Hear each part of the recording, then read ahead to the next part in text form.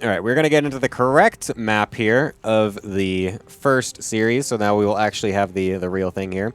We'll see how much this affects what they're going to be going for it. But yeah, over on the top right, playing for Vitality and playing as StarCraft 2 Zerg, it is Solar. And on the left side, playing as the Brood War Protoss, it is Mini. All right, Chad, I'm coming back. He's coming back.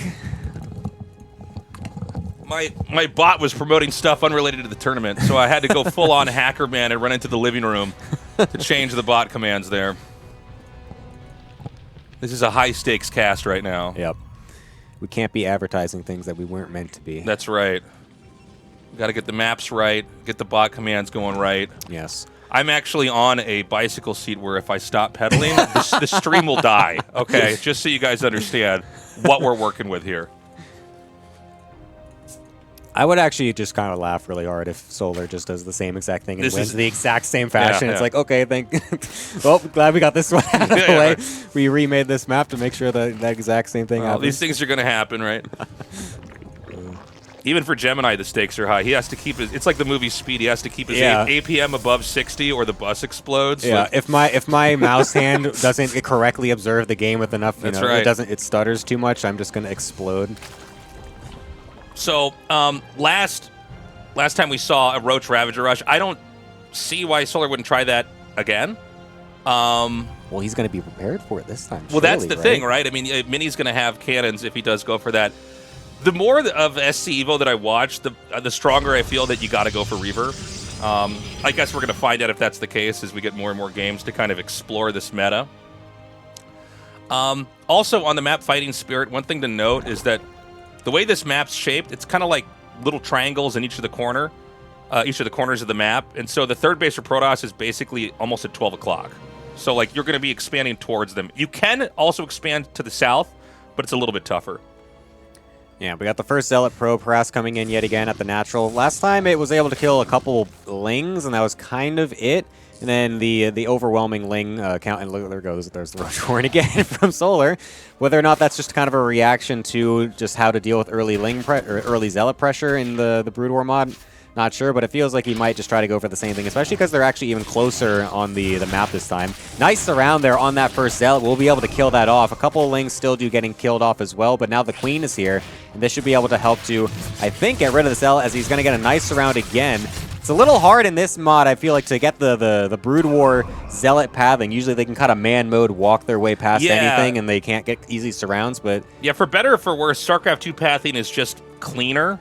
Where I feel like in StarCraft 1, the pathing is like a little bit bumpier. There's like more collision that's like occurring that can make units bounce around a little bit more. So the surround on the Zealot was really clean. So we've got the Robo coming. He started one Dragoon. This is like a rush again here. I mean, he's going to try to come in and hit hard. There is, sorry, is that a second cannon? What is warping in the middle there? Yeah, that's a second. Cannon. Yeah, okay. So he's got two cannons. Notice that they're placed like about a hex back from the barracks, so the Roaches can't reach him. He did get the scout off that there are Roaches and extra Lings coming across with that probe, so he did keep that alive long enough to be able to actually get this scout off, and that's going to be big, considering the fact that he really had no idea this was coming at all last time. Yeah. So this is going to have a big influence on if he's actually going to be able to defend this or not. The shuttle will be out this time, but again, that's not really going to do too much because there's no units to really juggle or anything. There will be a Reaver coming out right after. He's supply block for just a little bit, which will delay it for now. But the cannons are up this time, and I mean, Solar's not going to get those free 3 Zealot kills like he did last time. Yeah, he's going for that pylon. Now, I think the pylon up top, I think that's going to unpower at least one or maybe even two of the cannons here. I'm not totally sure. Yeah, one is going to be unpowered. The Zealots are a little bit stuck on the outside, so the Lings are going to do a lot of damage. The probes are going to come up here and try to block, but the Lings do slip through.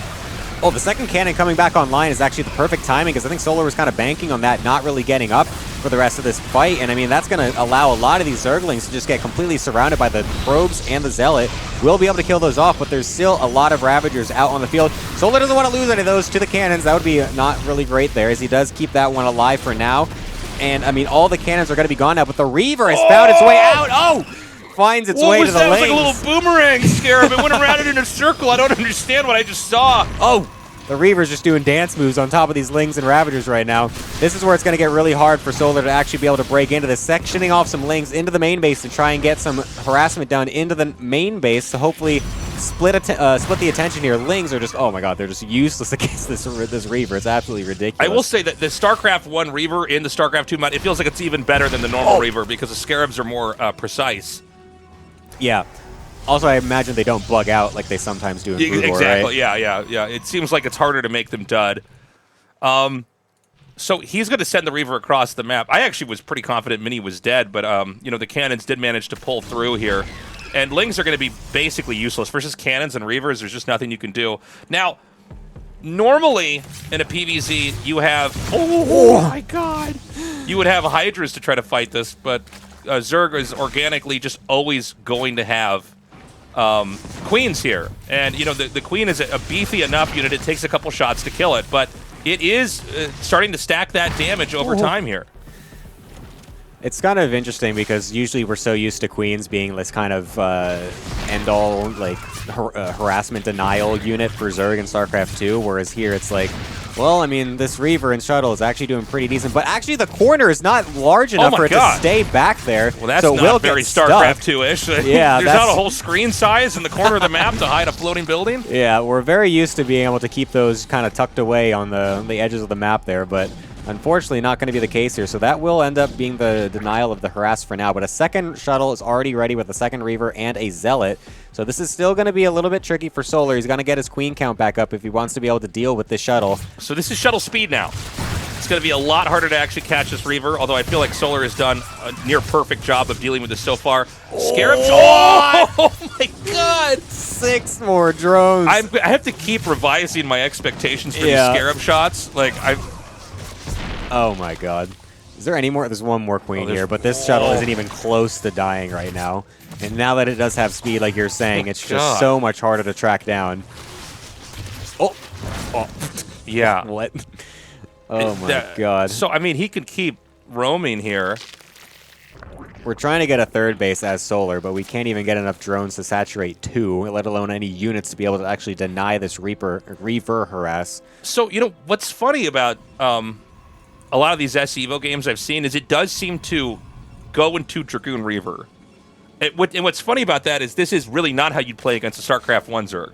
Dragoon Reaver is really more of like a PvP composition. There are some like kind of cheeky, weird openers you can do to go Dragoon Reaver, but the more I see it, the more it makes sense.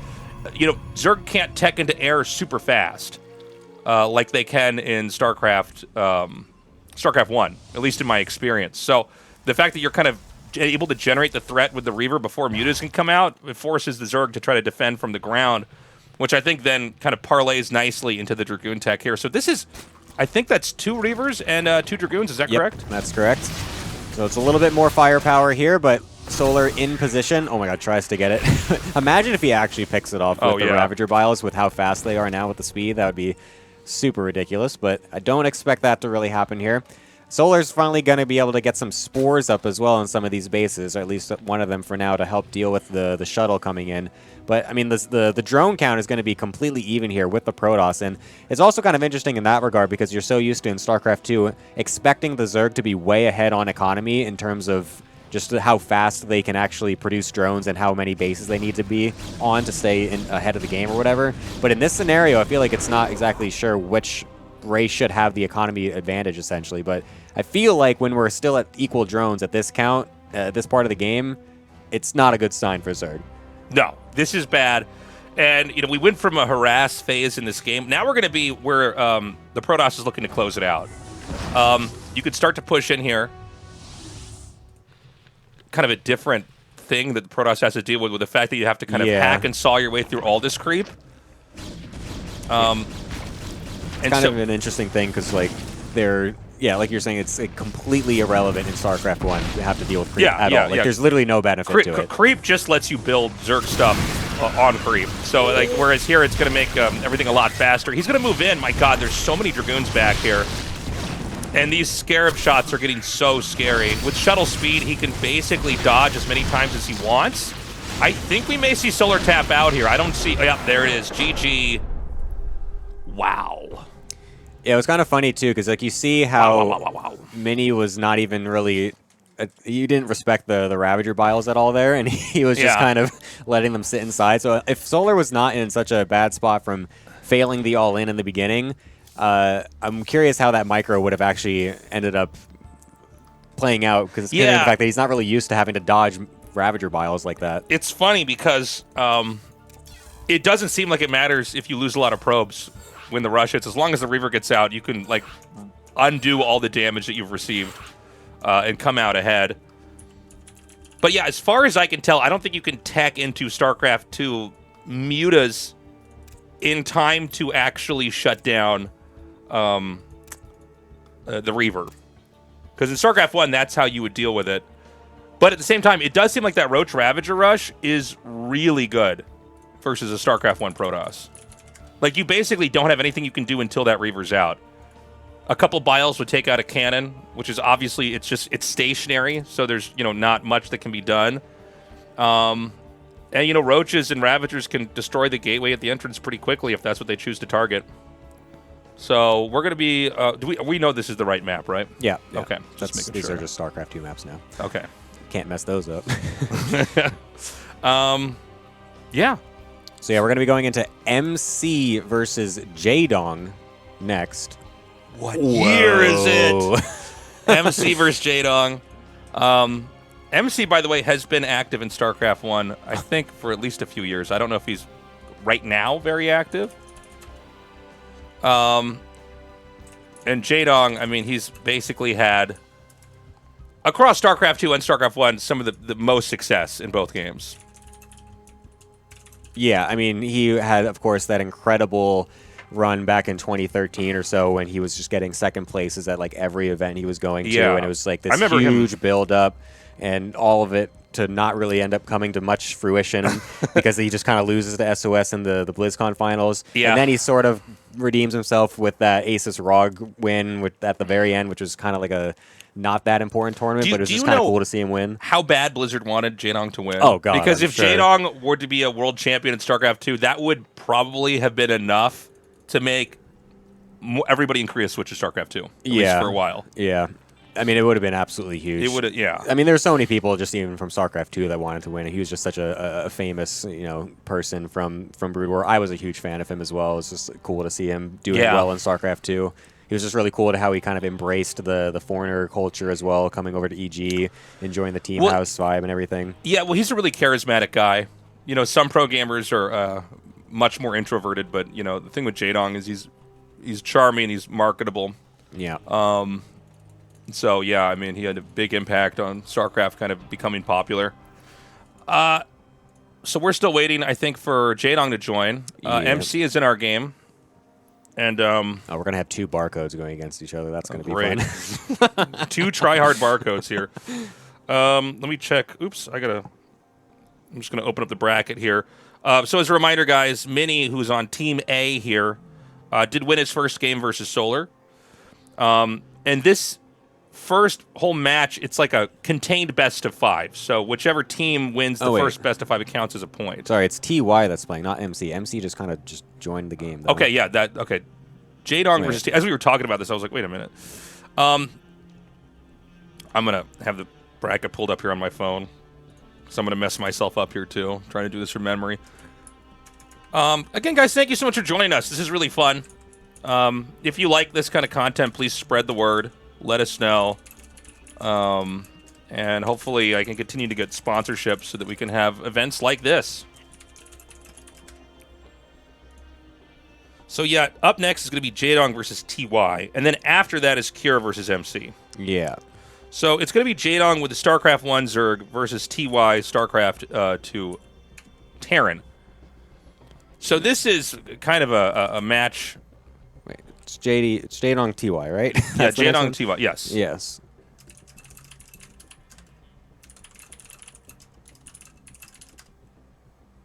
Is there confusion with the Korean casters about who's up? I think so. Here's what. I'll send them. Saying it's... No, don't go. We need TY, not MC. They don't... I don't know. They're not listening to me. Here, I'll text him directly. Yeah. I wonder if maybe Caster Muse sent them the maybe moved the bracket around or didn't realize. I don't know. Let's see here.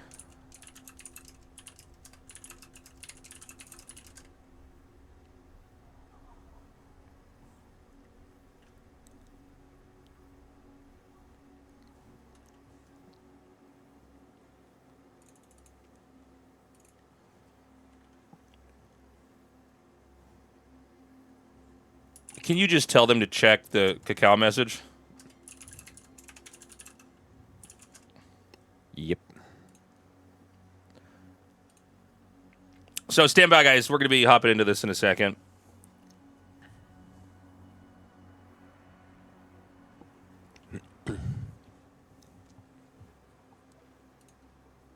So we've got Caster Muse and Crank casting this in Korean. Yeah. StarCraft 1 and StarCraft 2 caster casting this. We have Indy doing this in Polish as well. Got a message from him. Happy to have this in Polish too. Mm-hmm. Did they see the second bracket maybe? Like the second best of 5? Is that what they're looking at maybe? Is it Jaedong MC on that side? No, that's Jaedong and Stork. Okay. Well, yeah. We'll just wait for him to figure it out. I mean, I can see they've checked the message now. Yeah. Let's go ahead and put the bracket back up on screen here. And then let me, can you tab out for a second? I'm just going to cover up the stream starting soon thing here. Nice.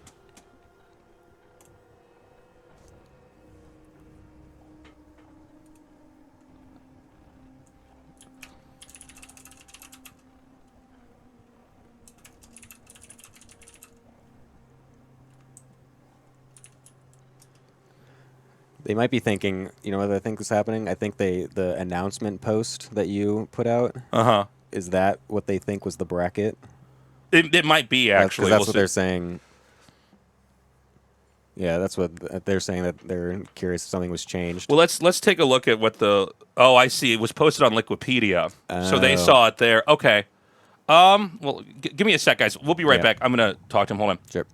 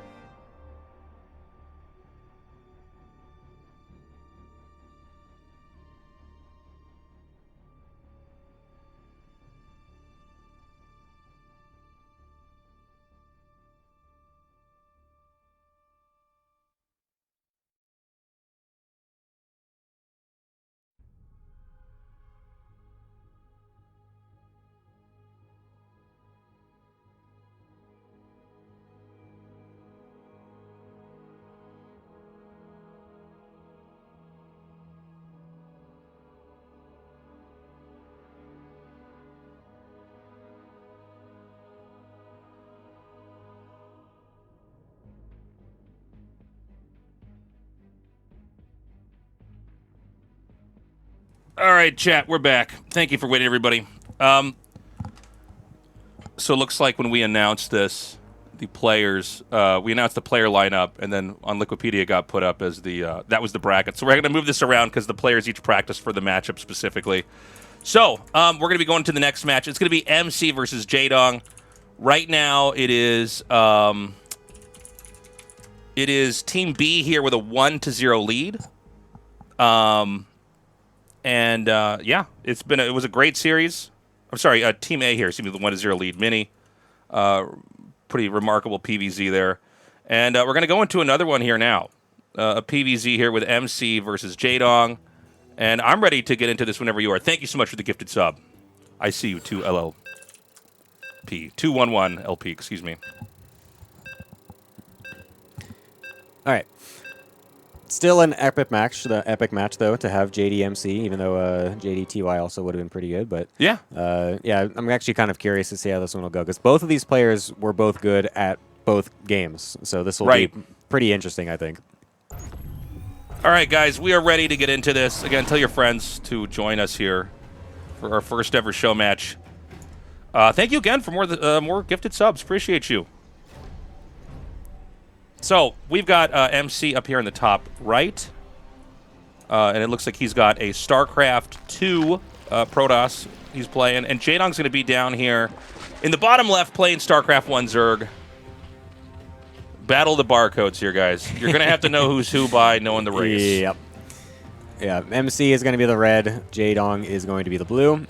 So yeah, just keep that in your memory ranks, because otherwise, unless you see it hovering over with their clan tag, you're not going to know. So good luck with that. But we're going to get a reversal of what the last match was, where it was SC1 Protoss and SC2 Zerg, where now it's going to be the total opposite of that. So now we can see the other interaction of how this works. So perhaps MC will go for some cheeky early game rush, because obviously he was even very well known for that when he was the best Protoss in the world, essentially, back in the old 2010, 2011 days or so.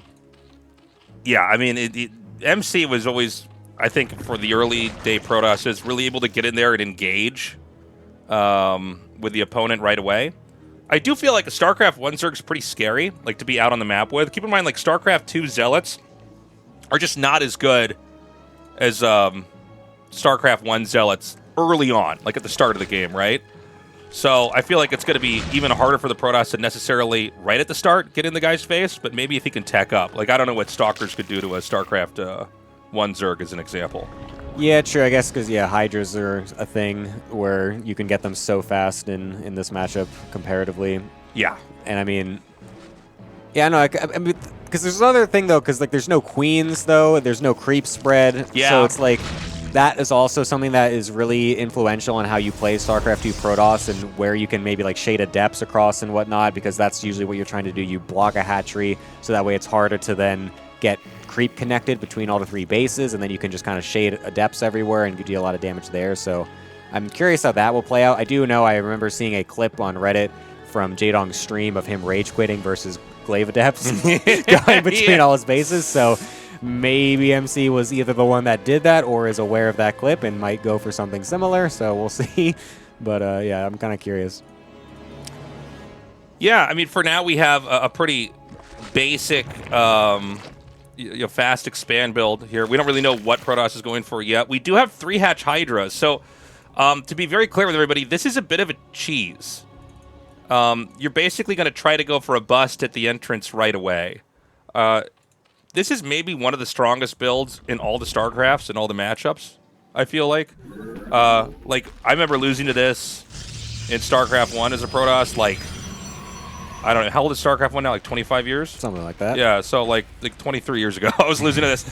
People at ASL still lose to it to this day. And the reason is Hydras are so good, they can tear down your entrance. They have decent range, so they can even fire over and kill cannons if the cannon's not perfectly placed. And if the rush doesn't work, you just kind of stop and make drones and you're fine. So it's sort of the best of both worlds. Yeah, I'm curious about what MC is really doing as his overall plan here. I mean, he's going straight into +1 and charge on 2 bases after opening for multiple Zealots and a Sentry. It's not exactly the most common PvZ build you would ever see in StarCraft 2. So obviously he's kind of maybe dipping into both worlds here to find some kind of style that he thinks works versus this Brood War Zerg, because I have not quite seen anything like this in StarCraft 2. So it looks like he's going to try to go for some sort of 2-base +1 charge all in. and doing it in just kind of an interesting way, because usually when you go for this in StarCraft 2, you don't have a +1 with it. It's just you go with the fastest possible charge in a War Prism, maybe even with an Immortal or so, to really kind of power everything down. But I guess Immortals aren't really going to do you anything in this scenario, because it's not like the Brood War Zerg has Roaches, where you have an armored unit. It's going to be Hydras, which are, I'm pretty sure, are not armored, correct? No, it's weird. In fact, when I first started playing StarCraft 2, as it came out, I had a hard time wrapping my head around the StarCraft 2 Hydra because it was so different than what I was used to. StarCraft 1 Hydra, it's like about as squishy as a Stalker, but it does way more damage. Yeah, well, we'll see how well they do at the front here. It seems like MC wasn't quite aware this was even happening, as he's got a cannon and shield battery only just now coming out. And I mean, the Zealots will be able to shred through the Lings, and there's only a few Hydras behind them. And I mean, I guess without any speed or anything, that's going to be pretty easy to deal with. And then the charge kicks in as well. We'll be able to chase down the remaining few afterwards. It felt like Jaedong didn't really have many units there to actually attack with. I'm not sure if that was supposed to be an all-in or a pressure. It didn't really seem like it was actually anything that was going to do too much damage, to be honest with you. Like, this is looking a bit weird now for Jaedong, I would say.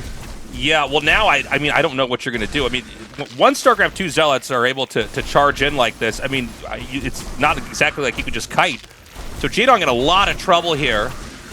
The drones are now going to be picked off here. I think that, I don't think MC is going to necessarily close the game out with this, but this is a lot of damage. He's got an Archon and double Zealot drop coming across as well. This one Zealot hasn't died yet. Gets another Hydra there. Dude, he got 16 drones. Yeah, that's an insane amount of drones here. And without larva inject from Queens or anything, that's going to be really hard to actually get it back on track here. There are a lot of hatcheries, so we'll be able to make quite a few from that, but at this point now, you're not going to have any more units to actually deal with what's going to be coming next, which is this Archon Zealot pressure, which, again, in StarCraft 2, you can now instantly reinforce this as well. You don't have to wait for things to rally across the map. So Jaedong not going to be prepared for this either, and now there's just a whole army inside of his base after he initially defended the first one.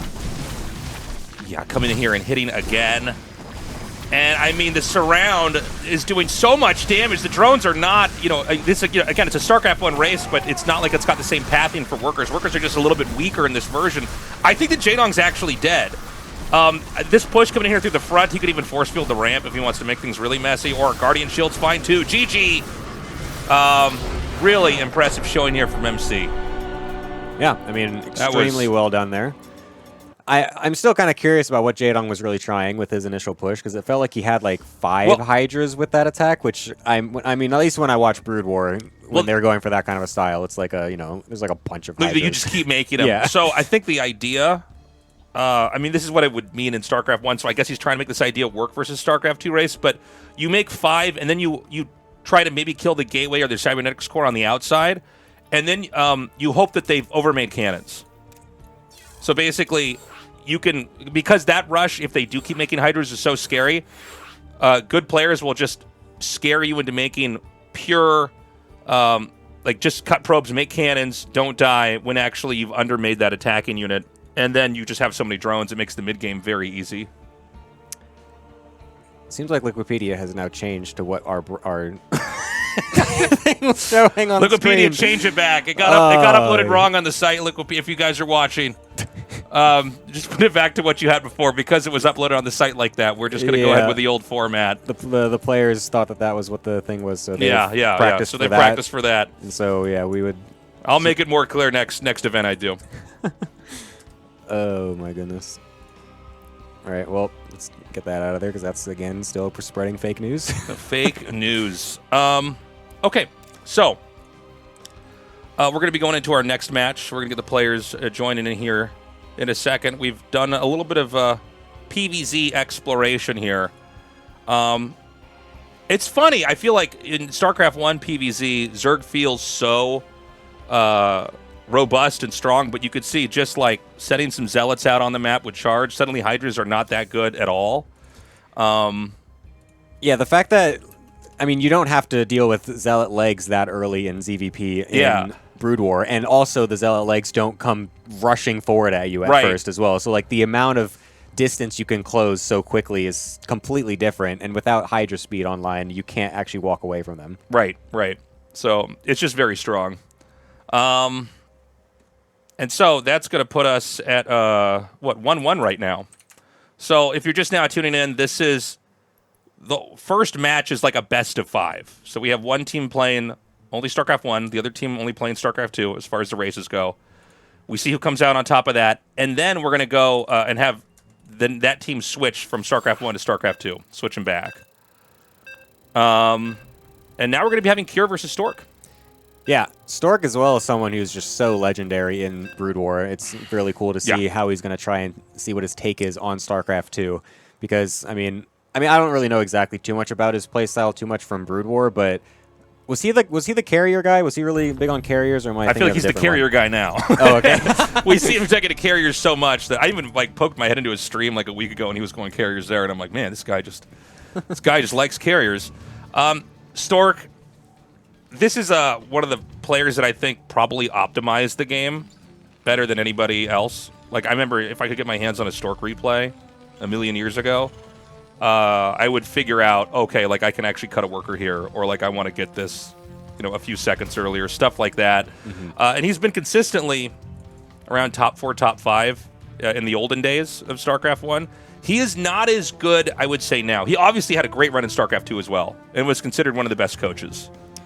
Yeah, it's actually kind of an interesting thing that I think a lot of people I feel like we don't talk about it that much. Yeah, no. Yeah. I feel like coaches in general kind of lost their. We don't even really see them anymore. But that's basically it was just during the Pro League days, right? You don't hear about coaches, especially compared to like other team games like CS:GO or other things where it's like the coach is literally on the broadcast behind the players the whole time. Well, that's not the thing with StarCraft 2. Really. I think it. Before we get too deep in this game, I think one of the reasons why. It's like that is that back in the day you had to like recreate a PC cafe basically in order to have a team house that could practice, and people couldn't play online the same way. So you had to have coaches, and then a lot of the players are very young, so they'd be chaperoned by a coach that could bring them to the events and make sure they're eating healthy or they're not traveling alone. Getting lost in a foreign country at an overseas tournament. But I feel like now with StarCraft, it's kind of changed into more free agents. Everybody streams and everybody's older. Yeah. So I think that's also why we don't talk about coaches, is that they're not really around as much. Yeah, exactly. I'm just looking at this right now. Does Stork think he's playing Brood War? Or like he's playing, like this is a crazy build he's throwing out here as a StarCraft 2 Protoss. His brain was like, he's clearly playing StarCraft 2 Protoss, but did like put his buildings like it was StarCraft 1. Even his order, he went next. He went gate Nexus before any gas, and is now streamlining zealots across the map. Like these StarCraft 2 zealots are not the same as Brood War zealots. I think. To be fair, I haven't played much of the mod to know exactly what the interactions are going to be, but with a bunker already finished, I'm not quite sure what a single zealot is going to do here. Look at that damage. All the shields are already gone. He's not even going to be able to run away. Just walks up, like, oh, what? Wait, you have units? Wait, what? Yeah, you're not supposed to do that. This looks like one of those moments where you're learning an RTS, and you're like, well, I can't do that anymore. Yeah, like, that's clearly not something that's going to work.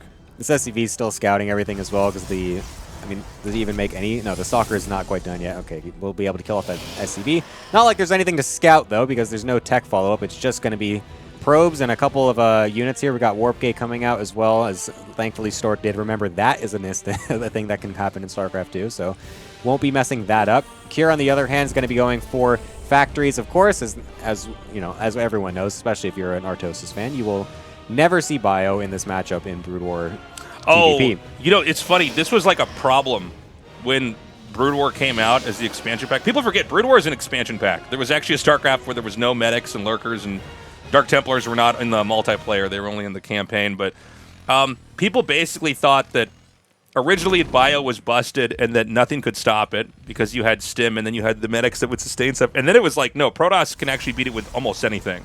And then it was a question of, is the matchup actually fair?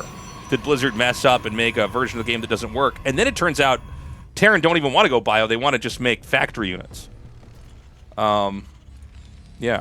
I feel like Artosis just rolled over in his bed while he's sleeping in Canada right now. He's like, oh, Mac.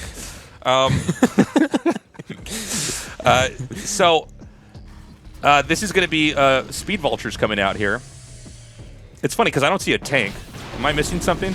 Yeah, there is no tank. It's just going to be constant Vultures coming out. And there's already a wall off on the ramp here, so I mean, the damage is pretty decent from the Vultures, and they're extremely fast with the upgrade, so they will easily be able to chase down these Stalkers out in the middle of the map. Stork definitely was overstaying his welcome in that regard. We'll be able to lose all of these, and he has not actually walled this off. I was going to say there is a wall here.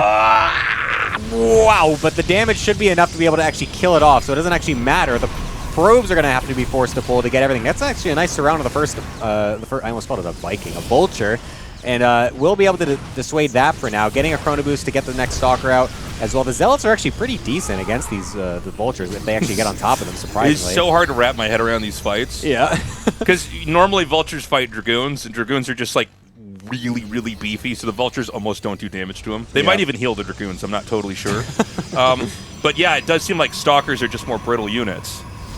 Yeah, definitely. I mean, they are not exactly known to be the most... the beefy units. I mean, they have the blink upgrade, of course, is their counter, the trade-off in that regard, where they're allowed to blink back and then regen some shields and whatnot, maneuverability instead of full-on tankiness. So, I mean, there's enough Stalkers out here right now, though, that these Vultures won't be able to do too much more, as they're over here now, checking to make sure there's no third base getting taken. But Stork doesn't really seem like he actually wants to take a third base anytime soon. He's actually going into a Dark Shrine, which will actually immediately get scouted. So that's actually extremely unlucky. Cure, fully aware of it. Oh, there is a pylon blocking, so very nicely done by Stork. StarCraft 2 pylons are so bad. They're like Vultures just blowing up all the shields immediately. Yeah, he does have Blink, so we will be able to keep some of these Stalkers away. And we'll be able to actually chase down these Vultures as well. We'll be able to get quite a few kills. So a bit of an overextension for Cure. Maybe went in a little bit too early. Should have maybe waited for those Stalkers to get more across the map. So this War Prism's going to come out.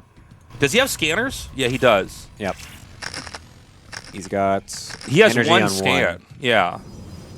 Although the DT Shrine, yes, okay, we'll be finishing up. We got 2 DTs coming in here. Stork also with a forward pylon. I'm not sure what this is going to do, because that's going to be a slow war pylon.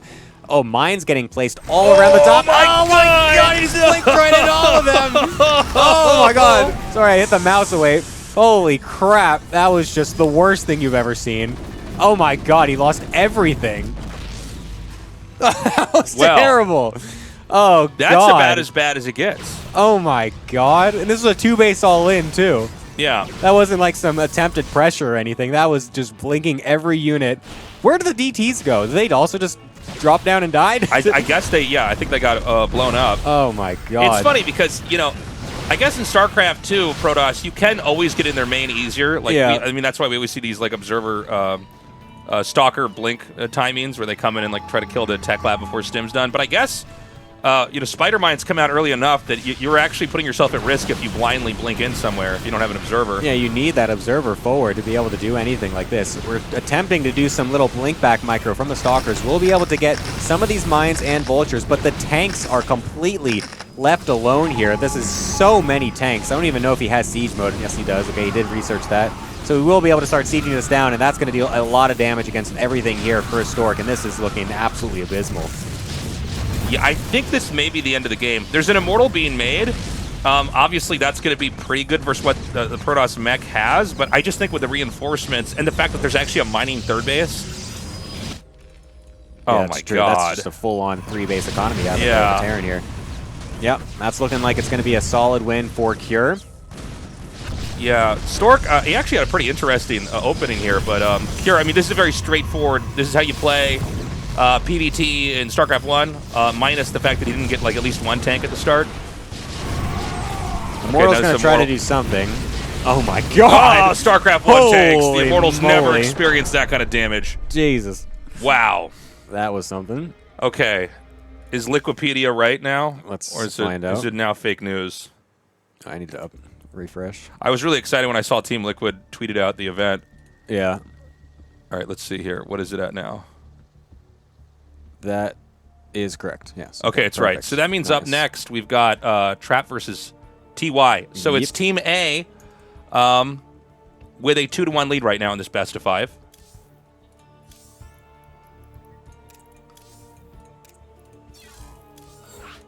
I actually need to update the scoreboard in the game. I forgot about that. Sorry, chat. Sorry, chat. I'm trying to do all the observing and this was everything. What it's like when I don't have a whole studio where I just get to sit here and talk. We're all doing it all on our own. But this has been fun so far. These games have been really good. I feel like every game is coming with a very interesting lesson. on how each of the races work. For those, I see some people in the chat asking, like, what is this mod? So this is, they basically made a mod where you can have a StarCraft 1 race versus a StarCraft 2 race. In order to fix any, I guess, obvious imbalances, the StarCraft 1 race starts with the same number of workers as the StarCraft 2 race. The pathing is obviously StarCraft 2 pathing. Just to be clear, it's a StarCraft 2 UI. But it's been really interesting to kind of see what's happening. And, you know, it's like we're watching StarCraft in a totally different way, which has been really fun. Yeah, you definitely don't see a bunch of stalkers blinking into your main base in StarCraft 1 and dying to all the that's something you wait until later in the game when it's a recall from arbiters and everything. So yeah, that was beautiful to see there. I feel like every moment, there's so many of these moments in these games where it's just like welcome to Brood War, or welcome to StarCraft 2 moment. Like, it's so funny. Well, it's also interesting that we're seeing kind of StarCraft 1 or StarCraft 2 builds that come out, and neither do or do not work. Yeah. Like what Jaedong did is actually really strong, and it totally blew up in his face. Yeah. Which team is StarCraft 2 this time? I forget. Just go back onto the Liquipedia here. Oh. Well, it doesn't say it on this part. Well, no, because the left side is always StarCraft 1 for the first one, and then they switch. I see, okay. So TY needs to be playing SC2.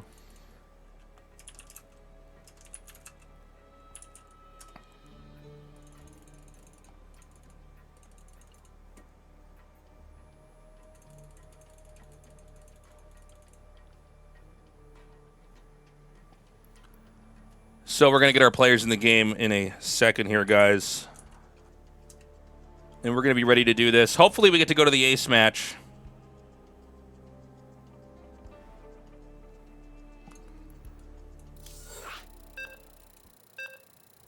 Okay, we're going to be getting into our game now. And, yeah, this is Trap versus TY. So a PVT. Another one here for you guys. Yeah, I tried to get all the matchups all nice and get a lot of variety and everything. Here's the thing: this is like our first event, so I guess there's going to be some bumps in the road. But once we do another one, we'll have some more iron out. How funny would it have been if it was like accidentally just all mirror matchups? Yeah. That would have been awful. Somehow it turns out to all be ZVZ. We're like, oh, that's okay. Oh no. So we've got Trap down here in the bottom right. StarCraft 1 Protoss. Is this correct? Is it 2-1? Yeah, I think so. Well, hold on. Then the TY, yeah, because hold on a second. Or Kira's not on. Kira's on the red team, right? Because he was playing StarCraft 2. Or no, he was playing Brood War. Yeah, he played Brood War. Yeah. So that you need to flip that around. Okay. There we go. We did a chat. So, what was I saying? So TY is here in the top left. He's our tryhard barcode ID. Yeah. And we've got Trap down here in the bottom right. Just to be clear for people watching, too, every StarCraft 2 pro gamer was a pro in StarCraft 1. Maybe not a, like, top-tier god-level pro, but, like, can hang. Yeah. Can play StarCraft 1. Yep. Whereas some of the StarCraft 2 guys really, not all of them, and it's especially some of the ones we have today from StarCraft 2, some of them competed and played and did very well in StarCraft 2. Others did not at all. Like, it's been kind of wild seeing Mini here. Yeah, for sure. I don't think he ever competed in StarCraft 2 at all. I wouldn't be surprised if he downloaded the game for the first time ever when this mod came out. yeah. So, but one of my takeaways, because he's been playing well and winning, it's like, yeah, he is a good RTS player. He can kind of look at the basic units and show up and concoct a strategy. I find it kind of funny that Trap was so worried about TY possibly proxying him with like Reapers or Marauders or something. Yeah. He like completely checked each side of the base or each side of the map before he actually went across. He's even setting up his a Reaper wall still to deal with the Reapers because, I mean, early game, I guess the Reapers are still going to be a bit of a nuisance. Protoss in Brood War is not really having to deal with that kind of stuff, so we'll see if that's able to do anything, but I wouldn't be surprised if Trap has a nice little Dragoon timing here that would be totally fine even without Chrono Boost. Should be able to have this out by the time the Reaper comes, or at least early enough that he'll have to do minimal probe micro and whatnot. So, since there is no Reaper aggression, you know, this really gives the Protoss a little bit more room to breathe here. He is going to tech into Dragoon range. And the Dragoon's just out at the normal time anyway? Oh my god. Can we just have Dragoons in StarCraft 2 instead of Stalkers? Well, these Dragoons are really good units. I know, these ones crazy. aren't morons like StarCraft 1 Dragoons are, where they get stuck on ramps and stuff. But yeah, it's a very tanky, beefy unit to get right away. What is this going to be? Starport. Starport. Proxied Starport. Is this going to be a Hellion drop? Yeah. Oh, this is one way to abuse a Protoss that doesn't have Warp Gate and doesn't have Oracles and Phoenixes and whatnot. So this will potentially be pretty dangerous. We'll see if Trap is going to be able to sniff this out a little bit and actually get his units in position to intercept this. Because if he doesn't know this is happening, this could do an insane amount of damage. Somehow this probe is in the base, though. Yeah, what is going on How here? did this get here? He sees the Hellions. Did he see Was it just lowered? Else? It might have been lowered, or he might have actually snuck that in the corner way earlier on. I didn't notice. So either of those two things just happened. That's so he like does the get oldest, scout. literally the oldest trick in the book. Really. It's like you hide your worker in the corner of their base. Look and at then this. you He's scout them totally later. ready for this now, too, because he saw the fact that it was Reactor 2 Hellions. Didn't see any Starport. He knows it's probably out on the map somewhere. He's got stuff prepared for this. Okay. I don't really... Oh, it's going to be a Liberator. Oh, it's going to Liberate. I actually thought this might have been like a Hellion drop or something. I was about to say, I don't really understand what Hellions feel like versus a StarCraft 1 Protoss. Yeah. Let's see. Well, let's find out. Oh. Never you mind, Tasteless. We're going to go right over here to the workers. Oh, my God. Oof. Well, workers are workers, no matter what the StarCraft. So he's going to be able to take out a little bit over 8, so the Hellions barely pay for themselves and a little bit more.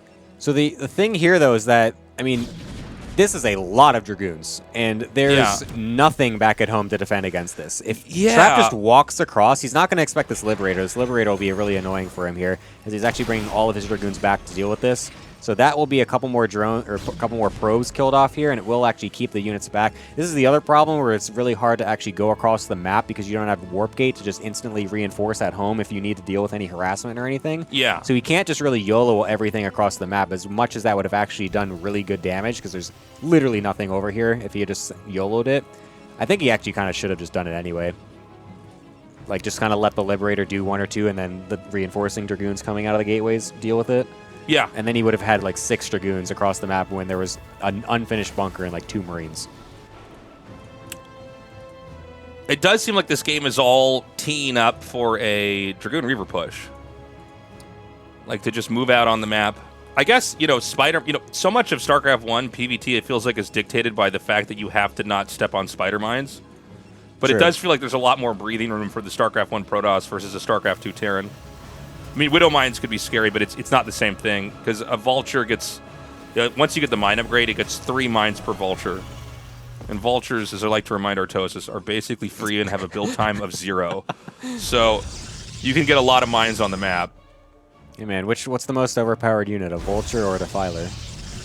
It is a tie at the very top. Tie. And Protoss gets neither. You can't give me that answer. It has to be at least one. Come on. I don't know. Maybe a Defiler, actually. I think a Defiler might be the best unit in all the StarCrafts. I mean, it's insane. You like Dark the number of Storm times I've tried to kill a Defiler and it gets away with 1 HP is insane to me.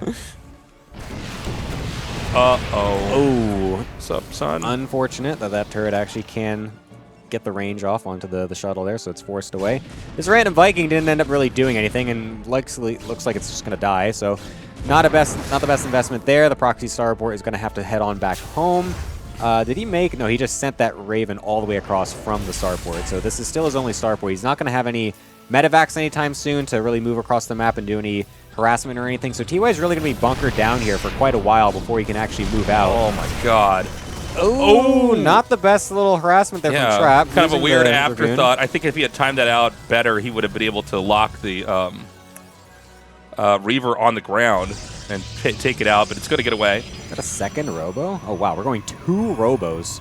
That feels a little not normal. Am I right? No, that's not normal at all. Well, we actually do have some double Robo play in StarCraft 1, but it's like really cheesy. But I think this is... You know what's happening, I feel like, with every game we see of StarCraft 1 Protosses, is that they just realize how good Reavers and Shuttle Speed are when there's like no bugginess at all, and Scarabs always connect. Is it fair to say the Reaver is probably the best unit in the SC EVO mod? I would say it probably is. I mean, just the fact that the pathing alone makes the Scarabs seemingly always hit is enough, I would say, to just make it absolutely ridiculous. Let's see. It looks like TY is wise enough to send a couple units out forward to kind of bait the shots first. We'll see if Trap is able to kind of reconnect retarget the Reavers onto the bio. Oh. Nice interference matrix will make it so the Reavers can't get away. Trap not paying attention at that moment. That's actually a pretty big loss here, as that was kind of a big part of what he was hoping to really stall this push out. But Dragoons are still pretty beefy. They deal a lot of damage against bio, and I mean, it might look a little awkward in terms of StarCraft 2 perspectives, but Gateway units are actually pretty good in Brood War. Yeah, no, Gateway units are extremely strong until the Terran gets until a StarCraft 1 Terran has more mech upgrades, then they start to be a little bit more brittle. You can see that Trap's not used to having to deal with the disable here from a StarCraft 1 perspective, because normally there's nothing Terran can do to stop you from having to... Oh. Yeah, that's going to be a bit annoying That's here. big. One whole mineral line is completely unmining right now, and there's only one Reaver in this army at this current point. The bio is super low, though, because there's barely any medevac, Yeah, so if one or two Reaver shots get on top of these, it could be absolutely ridiculous. Does interference matrix the Reaver, so we'll shut it off for now. We'll force it into the shuttle. Trap being extremely patient here, waiting for extra shuttles and also for some other Zealots, but oh my god. Look at Marauders killed Dragoons. Yeah, that is incredibly strong. Oh my god. Zealots getting on top of the tanks in the backside, so those will get picked off, but the bio is still here. There's a couple... Is there a Yes, there is still a Reaver getting dropped over here, but, I mean, this is still so much bio getting streamlined across the map. Okay, I think that Trap might just die here. There's a possibility he's going to survive this, but I see a third base floating for TY. And, you know, okay, he's actually going to do a big pickup here in the main, and I guess StarCraft 1 Protoss don't really have a whole lot to deal with that, right? They have to just kind of slow walk back, or they can't blink up and try to catch it. Sniped down the Reaver before he was able to get it shot off. Very well done by TY, and without blink, without recall, this is really awkward to be able to go between these two different bases here, and TY continually just moving units across the map. Probes getting forced off the line to be able to deal with everything. The Reavers getting dropped in the face of the bio. We'll get one nice shot and force them to lift, but it doesn't really matter because there's nothing else to really kill anything, because everything just keeps rallying right across from TY. This is looking really rough for Trap. Yeah, I didn't realize how good Marauders would be in this situation. Like, they're faster, like, moving-wise, and, yeah, I mean, they're just more nimble than Dragoons. The concussive shell they also. Shoot fire. I'm sure they shoot fire. They shoot faster. They shoot fire. They're actually fire bats.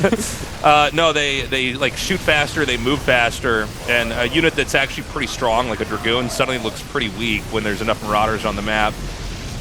I feel like had he not lost those two Reavers at the start, this would be a different game.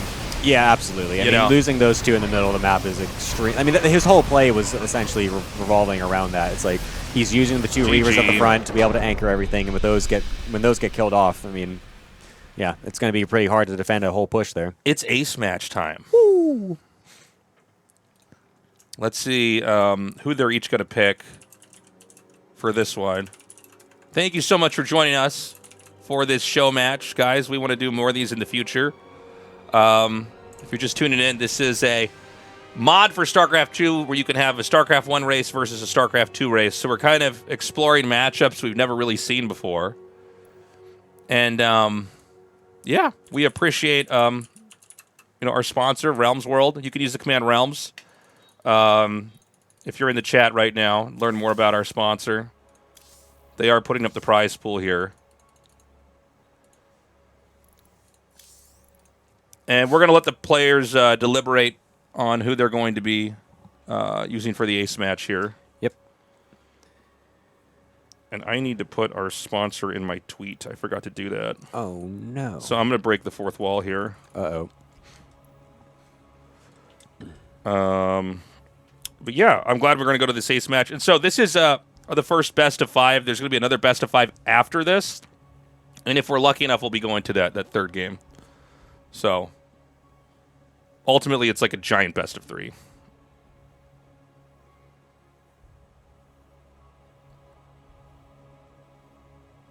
And so now we wait.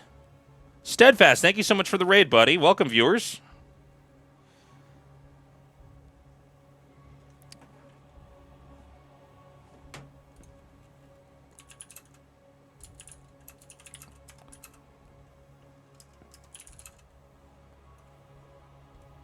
Oh, I thought you could edit stuff on Twitter now. Can you not do that? No, unless you're got the blue check mark and it's like an hour. I have the blue afterwards. check I mark. think it's like an hour after the tweet you're allowed to do it. After that, Oh, you it takes 1 hour afterwards? Yep. Interesting. All right, well, I'm just going to tweet again. And guys, when I put this tweet out, will you guys retweet it for me? I'm going to put the sponsor in there.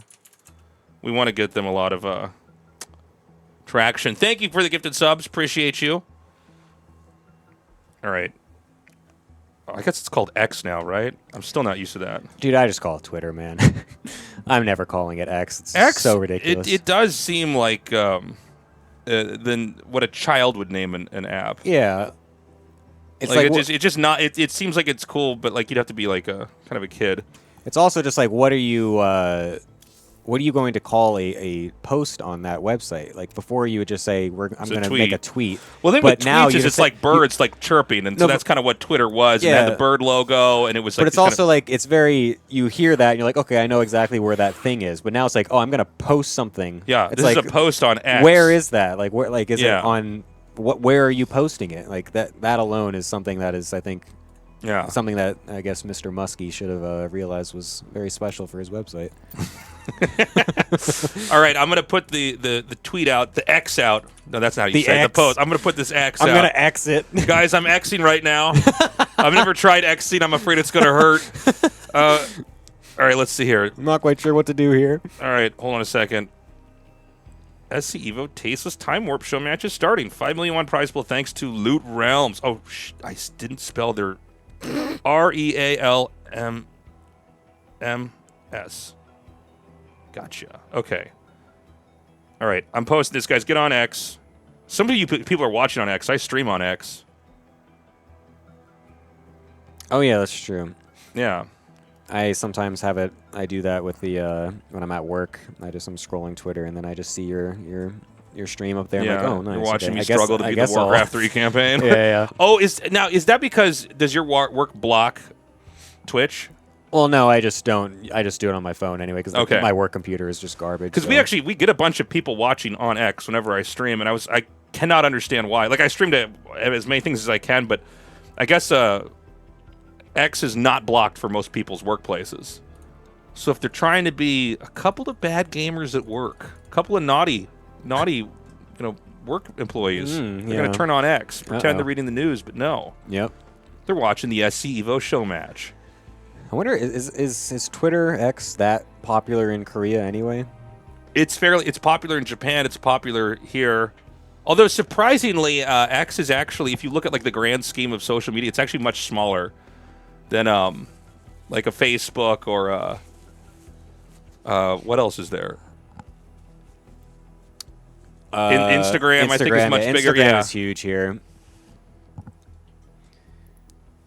yeah, I feel like Twitter is not as common in No, I feel Korea. like I know it's bigger in Japan. I'm not sure how big it is here. All right, guys, we're gonna go. Okay, so the players have been picked. It's Cure versus Solar. Nice. Wow. Okay. So Cure is Brood War SC2. Solar is SC2, right? Yeah, because he Roach Ravager Roland. All right. All right, so it's going to be Cure versus Solar. And whoever wins this will win it for the team, and that'll put them at 1-0. Yep. So yeah, we have two different best of fives. The first being one team being StarCraft 1, the second team being StarCraft 2, and then they switch for the second best of 5. And if they are tied at the end of all that, then they do a best of 3 ace match to decide who will be the whole winner. That's right. As we go into this final match against for the first best of 5 here to decide who's going to win this kind of this back and forth, we've got Cure in the bottom right, StarCraft 1 Terran, Solar in the bottom left, StarCraft 2 Zerg. Again, special thanks to Realms World for sponsoring this event. We hope to do more of these in the future. It's been a lot of fun casting SC EVO and kind of learning StarCraft and seeing it in a way we've just never really seen before. Also, guys, if you can, go to tastelessthreads.com. That's my merch shop.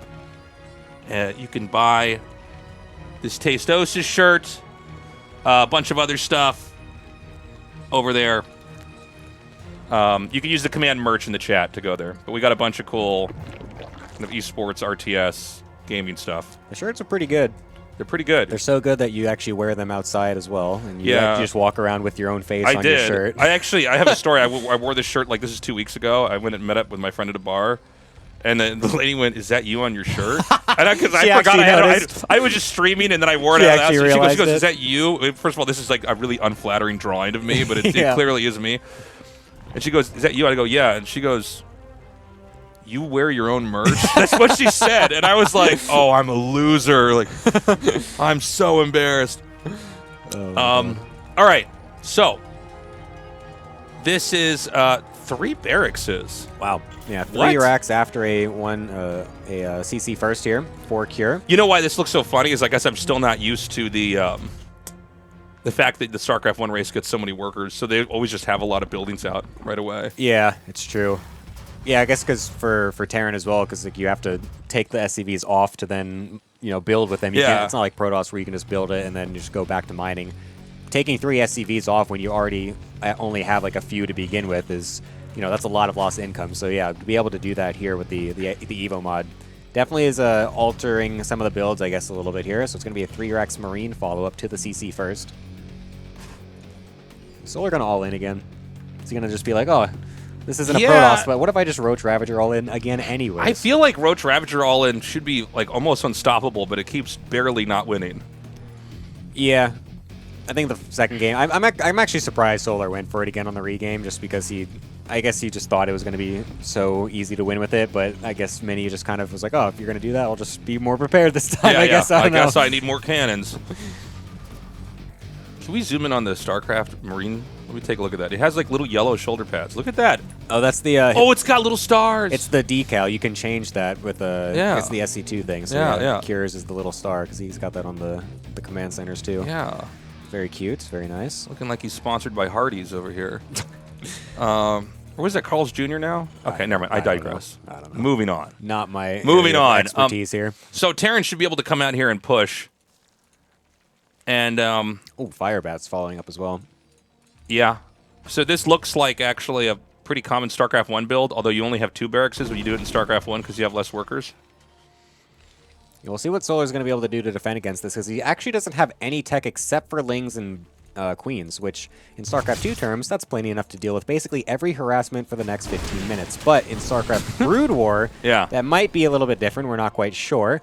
So going to have to be throwing down a Spine Crawler as well to help deal with this initial pressure here. He's going to get a lot of Lings. I'm curious what the Firebats are going to do, if they're actually going to be able to deal a lot of splash damage. They look so funny. Look how tiny those things are. SC EVO Firebats seem better than Brood War Firebats. Do they? Brood War Firebats, it seems like they... Like, you need to get them in certain moments, but they're just not quite as strong, where I feel like, because the pathing's so much smoother. Right. And it does feel like the spread of damage is a little bit bigger. I could be wrong about that. Okay. Solar's being pretty good at kind of keeping this Terran zoned out. But, oh, is he going to be able to get in front? We'll be able to deny the wraparound for now. The other side of, or the other pack of Lings was on the complete other side. So it looks like Kira's going to be able to just sprint up into this third base. So could get a nice hold position on the ramp as well. I think this is just a dead hatchery, isn't it? Yeah, well, the problem is Queens are slow off creep. Well, hold on a second. He kind of gives up the ramp, but I guess it's putting him behind the minerals as well, so it's still a little awkward. I feel like now he's going to get stuck in here, though, right? Can he knock it out? Oh my god, he's making banelings, too. Oh my... Wait, is Kira just going to do the around the world and somehow get out of here? No, because it's going to be the surround for the Lings. We'll get on top of everything. The Queens also dealing a lot of extra damage there. Banelings not even required, so a decent amount of indirect economic damage, forcing Solar to make so many early units to be able to defend against that. He's only on 39 drones right now. But will it allow him to potentially do a counterattack with Baneling tech? It looks like not. Seems like there's enough Marines and Firebats and whatnot for Solar to be a little bit cautionary of that initial, or that secondary push, I should say. Yeah. So now we have to face Banelings, SC2 Banelings for Terran StarCraft 1. I mean, the Baneling is the best unit in StarCraft 2, right? Yeah, I mean, there's it's pretty good. It's pretty good. So how exactly does Terran want to grapple with that? Also, And I don't know if we're going to get to that point in this game. There are like weird mech switches in late game TVZ. I don't know if it's going to happen here. Otherwise, it's pretty common for the Terran player to just kind of go bio and then start to accumulate lots of science vessels. And then you just start to spam out Irradiate. Yeah, I wonder how Irradiate works out in this scenario, considering how much the it's really stuff good. will clump up. That's surely going to be absolutely ridiculous. It's pretty bonkers, man. I want to see an eraser move, man. Yeah. Let's eraser the drones, please. I need to see that. At least for this situation, though, Cure at least is a StarCraft 2 player, so he kind of knows how to micro against Banelings in the first place with bio, whereas maybe some of the StarCraft 1 Terrans wouldn't be as accustomed to knowing, you know, how to like split back and whatnot. So I'm curious to see what that's going to look like when it comes to StarCraft 1 bio units themselves, especially with all the medevacs as well, to be able to kind of maybe soak up some of the Baneling hits and whatnot. Yeah. Okay, so we've got the creep continuing to spread out now. And again, this is StarCraft 2 creep, so you're going to be faster and able to engage better. So that's going to be a lot to grapple with. You know, Terrans in StarCraft 1 versus Zergs, they tend to stay back until it's really time to move out. But that means that like you can just spread creep endlessly as a StarCraft 2 Zerg, right? Yeah. In StarCraft 2, Terrans have more tools to kind of wipe creep out, like Reapers and Hellions are basically fast enough that the Zerg can't really do that much. But it feels like in StarCraft 1 Terran, like, you can just go ham with creep everywhere. Yeah, I guess at least until these science vessels are out to be able to actually detect anything. You don't want to just, I mean, I guess you don't have the same amount of scan presence in StarCraft 1 as you do in StarCraft 2, am I right on that? Like you can't just spam out scans in the same way, I guess, because I feel like you have only a couple of Comsat add-ons, whereas in StarCraft 2 you have 3 orbitals of scans, right? Yeah, that's a good point. You're also balancing with mules, but I feel like when it gets to certain points in the game, you just see so much scan being thrown down. Yeah, well, you're usually trying to scan like where's their army at, you know, try to figure out if you can like move through there. We'll scan for lurkers as well. Lurkers aren't the same kind of threat. They can be made obviously in StarCraft 2. Okay, we got a Baneling counterattack coming in here. And there is just not enough to defend all these SCVs, so the CC is going to be lifted. The Banes are going to connect.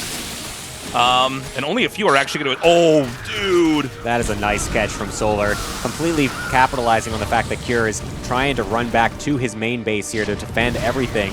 And the Banelings will be able to get on top of all those medics. The Marines will stay alive, but a huge chunk of the important units there, being the medics and the tanks, completely killed off, and all of the SCVs at this third base getting absolutely eviscerated. Okay, so Cure took a real beating there. And Solar's just taking more and more of the map.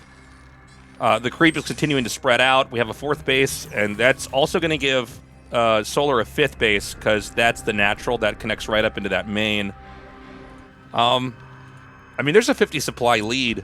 Solar's looking really, really good right now. Do you think he's going to make lurkers with these Hydras? Are we going to see StarCraft 2 lurkers versus Brood War Terran? Is that... I mean, I'm down. The lurker spines should surely be still pretty good, right? Yeah, yeah. The damage, I guess, is not the same, but again, the pathing and clumping is something to think about. But I feel like you don't have to do that when you're just going Hydraling Bane. Like, you can just spam out Banelings as your splash damage anyway, because there isn't as good of a way to deal with that as Brood War Terran, because you don't have Widow Mines all the time to be able to spam out. And going Vultures for mines is not exactly something that is easy to transition into when you're going for bio like this. Yeah, I mean, I think everything you said is right. It does feel like also just the fact that Terran lost so much, it's a bit of a problem, right? Yeah. And especially with Banelings out here, Banelings and Hydras, so much damage. Keep in mind, StarCraft 1 Marines are actually really weak, like individually. I mean, I know they are as well in StarCraft 2, but I think even more so here. Yeah, you like really need to have a decent clump of them with medic support to be able to do anything, I feel like. Well, also, I feel like when you look at StarCraft 1, Terran, I mean, a lot of StarCraft 1 is sort of hinged on the fact that the bigger your army gets, the more cumbersome the game becomes. And so it's like you can't grab every Zergling in the game and move it at once. But here we're in the StarCraft 2 UI, so maybe that changes things a little bit. Yeah, it seems like Kira, though, is just essentially focused now on trying to turtle up as much as possible to recoup some of that economy that he's lost, to make sure this third base actually gets set up here, make sure he doesn't just get busted down the front. Solar's kind of content with letting that happen, it seems like. He's got a huge section of units over on the top side ready to do a counterattack whenever he feels like he should. And he's going to send the banelings first to try and get into the meat and potatoes of this third base here to really destroy absolutely everything.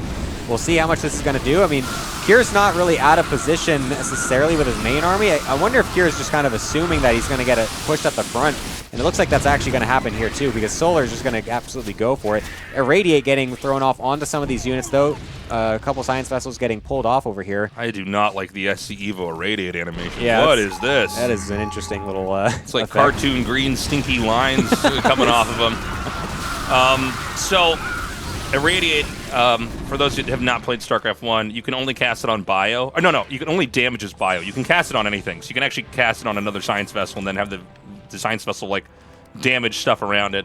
But generally the idea is you would just keep accumulating so many science vessels in a game that you can just kind of cycle through Irradiates endlessly and chisel the Zerg down with damage over time. Yeah, I mean, Solar's whole game plan here as well just seems to be to continually deny mining from this third base. Kier can't really just get enough stuff over here to be able to deny these harassments from killing everything.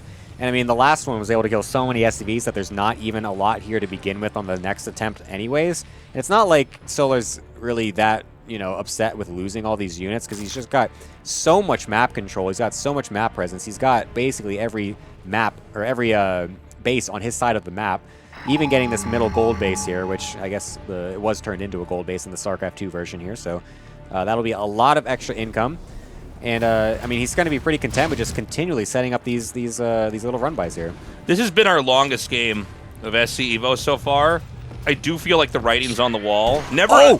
Oh! That was a single radiant second one as well! It's so much better in this version! Oh my god! All right, there we go. Finally, Kier getting something. You know, this is where you can appreciate how much things clump up in StarCraft 2. Yeah. StarCraft 1, you'll irradiate something and it'll kind of run off on its own, but here, wow. It's a little hard to section off units as well because they're also clumped up. So it's kind of hard to pick off the one unit that is actually hit by the irradiate. You can't really tell which one it is.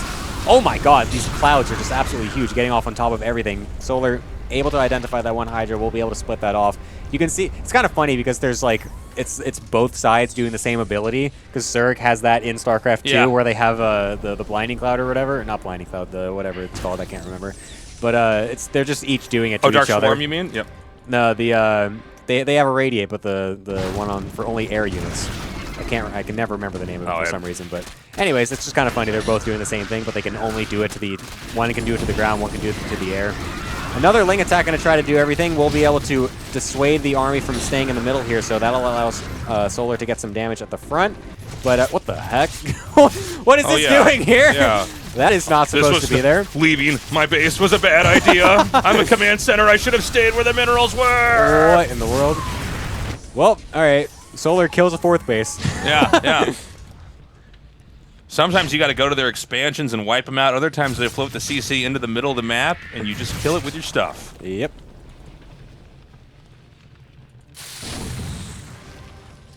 Okay, so I'm actually, to be honest, surprised Solar doesn't have more of the map. Yeah. You know what I'm saying? Like, he could probably just take the entire top section of the mini-map here. By the way, Terran is finally going to do something. Now, I don't know. This is going to sound weird, but stay with me on this idea, guys. I don't know if it is that helpful to be able to move your entire army on one hotkey in TVZ. I feel like a lot of this is because it's going to clump things up for Banelings so much.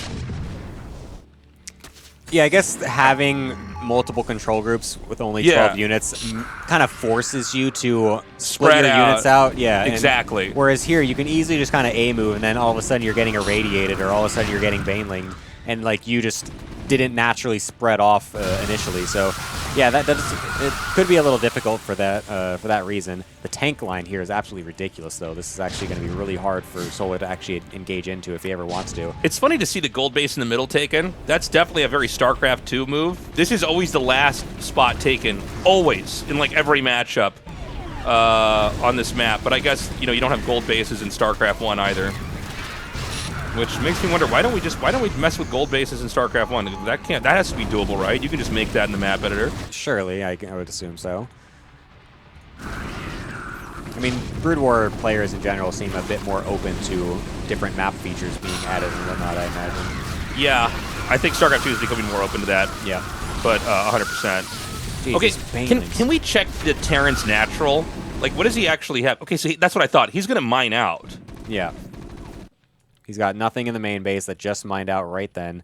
The natural is completely dry as well.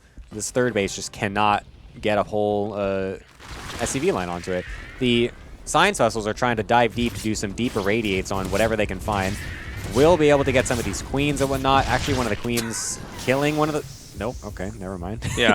Spoke too soon. What is it? No. What is happening? Again? It's a glitch in the Matrix. No.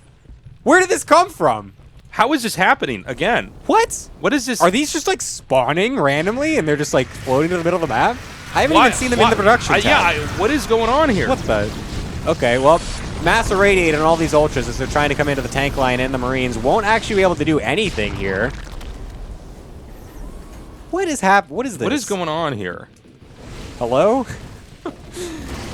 Okay. Well. Once I understand, but twice? So now we have a push coming here across the map. Now, I think Terran's finally getting to do what, you know, a StarCraft 1 Terran wants to do. He's starting to, you know, just irradiate after irradiate after irradiate.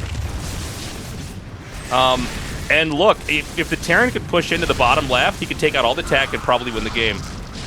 Got to be a little bit more careful with his tanks.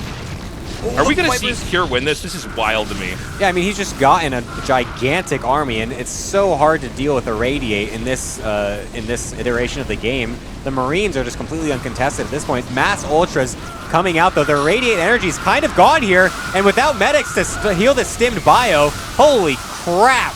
Everything is just getting absolutely blown apart. God, I thought it was about to be a Terran win, and then that many Ultras came down there. He's at 90 supply. And I think, yeah, that's going to be it. GG. Oh, my God. Solar wins. Wow. That was a wild ending, yeah. I thought for sure he actually just was able to eventually amass enough. And he's like, oh, I'm going to do the Brood War Terran thing where I walk across the map and win. And then apparently not. Jesus Christ. Wow. Okay. So that is going to put... Solar's on Team B, correct? Yes. So Team B is going to take that 1-0. Cure put up a great fight, though. It was a good game. Yeah, I'm kind of surprised it ended up kind of stalling out that long after so many SCVs kept getting killed off. But I guess that much Irradiate and tanks, it's kind of hard to actually engage into that. Yeah. Solar, I think, has just assumed that if it gets long enough, I'll just be able to win because I'm just controlling the map regardless. But it got kind of sketchy for a second there. It did. Okay, so we're going to be going to a short 5-minute break here. And when we come back, we're going to continue the series on. Now all the guys that were playing StarCraft 2 are going to be going back over into StarCraft 1. StarCraft 1 guys over to StarCraft 2. Yep. Fingers crossed that we get a third match. Yeah, that would be super sick. I mean, it's great that we already got an ace match for the first match. So yeah, hopefully we get that as well. So yeah, we're going to go through a little break here, and then we'll get ready for that second best of 5. And I'm just going to put this graphic up. We'll see you guys in 5 minutes.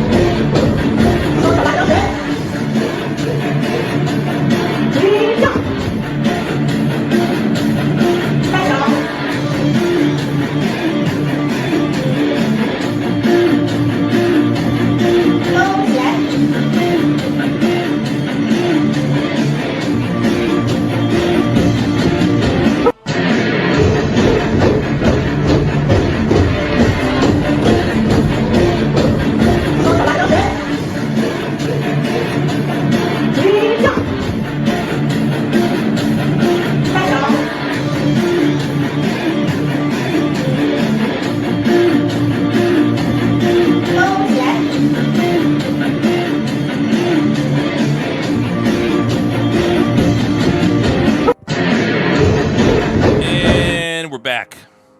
Hello. Hello, chat. Welcome back to the Tasteless Time Warp show match for SC EVO. We're going to be going into the next match. I'll let you get the game up there, and then let's throw the bracket up. Yep. How has this event been for you, Gemini? It's been wonderful. I love Here seeing in my these players. house, or as I call it, Tastelvania. Tastelvania has been wonderful yet Actually, again. this is Tastelvania too. This is my second house that you've been in. It's true. Wait, is it?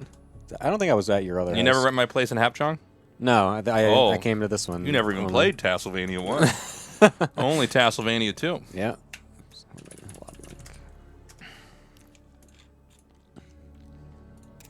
No, I always enjoy seeing your cats, man. Yeah, they are. They're super fun, even though Pickles hates me today for some reason. Pickles, actually, we can put him on camera. Let me get this. I have a camera. He's a big SC Evo fan. He listens to the audio more than Yeah. than watches the games, you know. He likes to sit here when I stream. Very cute.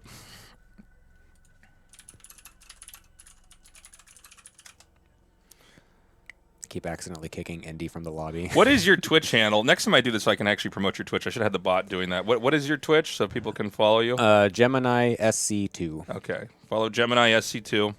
Do it, guys. If you don't, If you're I'm not gonna hunt following you my down. channel, by the way, you're a bad person, guy in the chat. True. You're a selfish, bad person. So be sure to follow. Let's go take a look at what the second set is going to be because I don't know what it's going to be because they changed the Yeah, there order was things. so when we started this event, there was a little bit of like the tail wagging the dog here because I guess when I first announced this, I didn't actually put like the brackets up, and so I guess what happened was Team Liquid I think assumed that the order the players were showing in was what the brackets were. Yeah. But then the players prepared for that because it was on Team Liquid, and so yeah, you know, now we no worries. now we're just gonna go with that. I'm just excited that we got all these great players down here.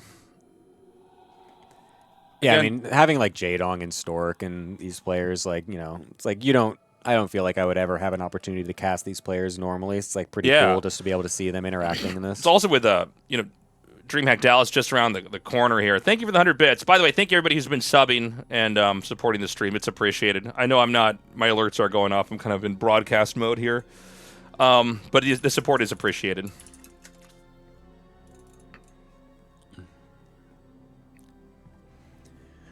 Whoa, why is DJ Cat Jam's ID like glowing yellow? Holy moly. Yeah, I don't know. It is on my Twitch chat. It's glowing. Yes. What in the world? I've never seen that before. Okay, so we're going to be going into Cure versus MC. I'm sorry. Coughing in your guys' ears. We're going to be going into Cure playing StarCraft 2 versus MC playing StarCraft 1. I do know MC has been deep in S rank for a couple seasons of StarCraft 1. Is it? Yeah, Really? yeah. Really? So he's in pretty good shape. Nice. Appreciate the support to LL211LP. Why I don't know why I can't read your name. It's every time I see it, I'm like, You're I pulling can an do Artosis. it this time. I can do this. But I appreciate the support, guys. Thank you so much. Okay, so we're going into this with Team B taking the lead right now, winning that first best of 5, giving them basically 1 point on the board for the best of 3. Now we're going to start this next match out. This is MC in the bottom right, a StarCraft 1 Protoss. But I'm sure if you know anything about MC, you know him from StarCraft 2, especially the early days. And then in the top right is going to be Cure. I'm sorry, I don't know why I'm coughing so much. Top right is going to be Cure, playing StarCraft 2 Terran. And Cure easily top 2, top 3 Terrans in Korea. Oh, yeah. I mean, he's in such good shape. So this should be pretty interesting. Yeah, I'm curious to see how MC is able to flip it over to the Brood War side. I mean, his initial match versus Jaedong playing as StarCraft 2 looked very interesting, I would say. Yeah. His build, not exactly something that you normally see. I mean, both of the Brood War Protosses playing StarCraft 2 had some very wonky builds. The no gas nexus in the gate from Stork as well with a low ground wall off.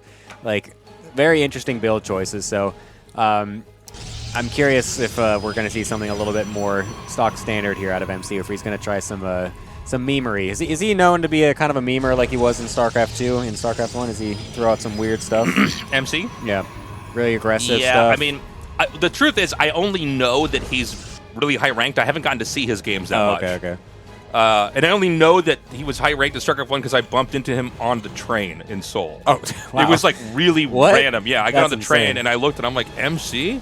And he's like, Tasteless? I was like, Caster Tasteless? And I was like, what are you, like, where are you going? I don't remember where he was going, but, and so I talked to him for a couple of train stops and he was telling me. You're like, oh, do you play Brood War? He's like, oh, yeah, I play Brood War. It's like, oh, what? Are you S-Rank? And he's just like, bitch, please. It is weird when I bump into pro gamers just like not in the studio. You know what I mean? Yeah. I've never like, had what are you that doing? You're before. supposed to be practicing. Why are you in Shake Shack right now? I saw, who was it? Sharp. I saw him in Shake Shack. Really? I saw Jakshi once crossing the street. Actually, Jakshi was in. I used to live in his neighborhood, so I just see him from time to time. How do you see? I've never interacted with any pro outside of StarCraft 2. Like they've never just seen them walking around. Like that's so random. This city is like so huge. It's like the chance of that actually happening is so Artosis wild. bumped into Nada in the grocery store. No way. Yeah, he did. That's so random. He had his kid, and Nada had his kid. It was so my funny. God. Yeah. That's insane. Okay, so we've got this Reaper coming in here and harassing. And, you know, I don't feel like there's a lot StarCraft 1 Protoss can do versus the Reaper, but at the same time, I never feel like there's a whole lot. There's not that much the Reaper can do to begin with. Does that make sense? Yeah, there's not much it does in StarCraft 2 either. So, like, in some respects, the Reaper, I guess this is through constant nerfs of the game, by the way. Yeah. Does that gateway position? Oh, I guess it's Stark. I guess it is a StarCraft 2 engine, so the Dragoon won't get stuck there. If this was StarCraft 1, it would pop out of the bottom and be trapped there. Yeah, no, that can easily get on the other side there. It's going to be a Reaper Hellion push coming from Cure. Was off one base initially, so this is actually a decent amount of units here. So MC, only having 2 Dragoons, will be able to pull the probes to try and deal with this too, but I mean, that's not really going to do any extra damage versus this Hellion Reaper stuff, but the Dragoons are seemingly doing just fine. Actually, a very good defense, all things considered, from MC. Only losing 4 SCV, or 4 probes. Dude, It's look how actually good really Dragoons good. are. We're back and with perfect pathing. Just look at how fast they move across. They're not bumping into each other. Widowmine is going to be the only thing that's going to potentially deter MC from doing this counterattack. This is what I was kind of talking about that one game that Trap was playing. Gets the surround off as well. The Widowmine at the top. Yeah, he lost that Dragoon. Oh, I thought you were talking about the... I was like, sorry. oh, things happening everywhere! So yeah, that's... Wait, what? Uh-oh. Oh, okay. I thought he knew that that one was there as well. This is the StarCraft 2 god, but he wasn't around for this Widowmine. He's like, what is this thing? Like, well, that was a bit unfortunate. so the Dragoon will outrange StarCraft 2 bunker. It outranges a StarCraft 1 bunker too, but the thing is, it's actually a little bit stronger because it's a little bit tricky to make them set up in the exact right range. Yeah. StarCraft 2, it's like they do it perfectly every time. This Marine drop is going to get Marins thrown out from the base. Making Marins. Marins. There's no shield batteries to defend against this. So 6 more probes are going to get killed off here. What is that? Was that a Dragoon in the middle of the map? Looks like it, yep. So a little back and forth damage from both players here. Initially, I guess the Cure harassment has been overall pretty much better in terms of actual damage done. I mean, the Widowmine was able to deter the Dragoons there from MC, so the continual drop harass is going to get thrown down here, but there is a Reaver waiting for this one, so this should not really do too much. Oh my god, he actually dodged the Reaver shot. That was sick. Gamer alert over here. Wow. Yeah, he drives that out. I want to remind everybody, like, this probably won't be much of a factor, but the Reaver actually has to buy the Scarabs, by the way. Yeah. It's not like it's just a shot that comes out. So, you know, when you're forcing Scarabs to pop out and they don't hit anything, you are losing money. Yeah, it's only a little bit. It's like, what, 25 minerals, right? It's pretty small. Or is it 5 minerals? I think it's either 25 or 15. I can't remember. 15, okay. It's not that much. It's almost free, but you will have games where it's like, it seems like somebody's winning, but they're running out of money, and then their Reavers don't have any resources. It's 15, thank you, chat. Dude, look how fast his Observer's going. What the hell? Yeah. Did he get Observer speed already? Yeah. Oh my god. He must have. That's really weird to see him get it that early, by the way. Nobody gets that that early. Yeah, that's insane. At least on your third base. Look at him go. He's never going to get caught by a Raven, man. Look at him. He's trying to catch it down with the Viking and the Raven. Run away! Oh, he did get it! The range on the Raven is so... Or the Viking is so sick. So he's going to get Gravatic Drive, which is just shuttle speed. And that's when this is like... It's a problem. Speed shuttles with Reavers just seem to be so good. Yeah, we'll see what kind of damage is able to get done here. There's only one turret in the main base here, one at the natural, so it's going to be kind of hard to drop over on that side. But the main base still has quite a lot of surface area here. There's one Viking, so if he does land or load up some Dragoons with that, they should be able to get past that as well. But he's going to just go for the front, it seems like, to try and deny this third CC, as it is right in the front of the base here. It's going to actually be pretty hard for Kira to actually keep an SCV on this. Is he going to lose this? Yeah, I think he's going to have to cancel it, because you can't. He's going to have to. Well, he could interference matrix, I guess, the Reavers to keep the tanks close. I'm glad you reminded me about that. Yeah, so interference matrix seems to be the way that you can actually tackle Shuttle Reaver. And you can see that everybody that's playing StarCraft 1 Protoss isn't quite used to it yet, because the standard formation is you keep just like that. The two Reavers and the shuttle outside of the... sorry, you keep the Reavers on the ground, and then you want to pick them up with the shuttle once they come out, but Disable can then trap the Reavers on the low ground. This is a pretty big drop here coming out from Kira, though. He's going to be getting on top of all of these probes, force them to get out of here.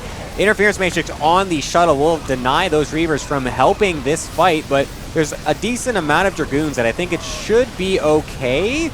Eventually, now this Reavers are actually going to be able to get out here, so this is going to be thwarted for now. But 10 probes getting killed off, lots of bio getting killed off at the same time, though. So kind of a committed drop there for Cure, especially considering he's still only on 2 bases. Excuse me. Oh, he did able to sneak his medevac out, though. He was trapped by all the Dragoons, so that distracted enough to be able to save that. So that's pretty good. No! Oh! No, I spoke too soon! Dragoon range is good. Slap down. Okay, he's going to run into this bio if he's not careful.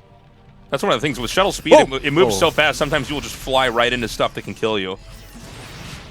Let's see the Reaver shots. They're pretty decent, but another interference matrix. Dude. This bio army is still so big, though. Do we have Storm? No, Storm's halfway done. This sick timing dude, is he going to just die? Yeah, he's in the middle of his transition point here. Thing is, what about a really good Reaver shot? What about it? What about it? Holy moly, gets a huge one, but the interference matrix continuing to go off, making it very difficult for the Protoss to be able to actually continually micro these Reavers in and out of the shuttle. Okay, Storm's almost done. He has 3 Templars in the back. Do they have enough energy? I think they do. Yes, they do. They each have a little bit over 75. So the thing is, there's already so much damage being dealt. It's like 3 seconds out. He's going to kill one before it can even cast. Oh, he's got it. Storm! What is happening? Storm him, MC! Why are you not storming him? There it is, but there's just not enough. GG. Took way too long. That was the perfect timing for Cure. Wow, if he had just waited just a little bit longer to go across the map there, Storm would have been done, and that actually would have gotten held, I think. Yeah, I think so. My big takeaway is that disable on the shuttle, I mean, that actually allows you to really bully the speed shuttle Reaver player.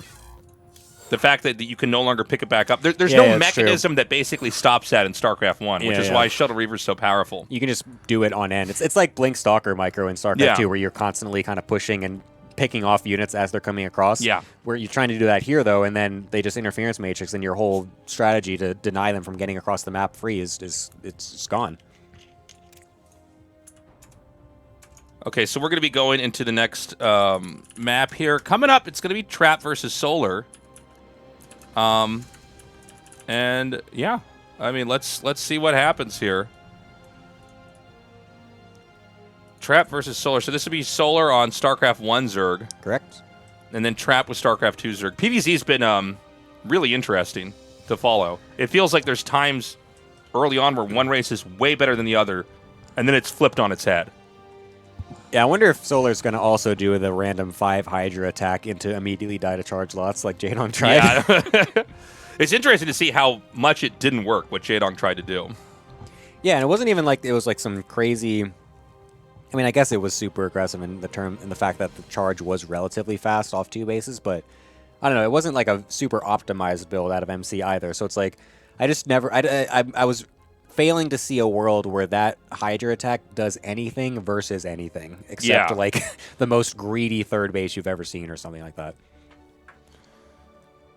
Okay, so we've got Solar in our game. We're just waiting for Trap to get in here. Again, guys, thanks for joining me for this. This is the first time I've kind of hosted something like this, so we've had a couple hiccups here and there, but I'm having a blast, man. Yep, it's overall been going pretty nice. The games have been pretty cool. I liked that last one. I liked how it was like super down to the wire there for a second, trying to see if Storm would get out. Okay, so we've got Trap in here. We just need to make sure Trap picks StarCraft 2 as his race.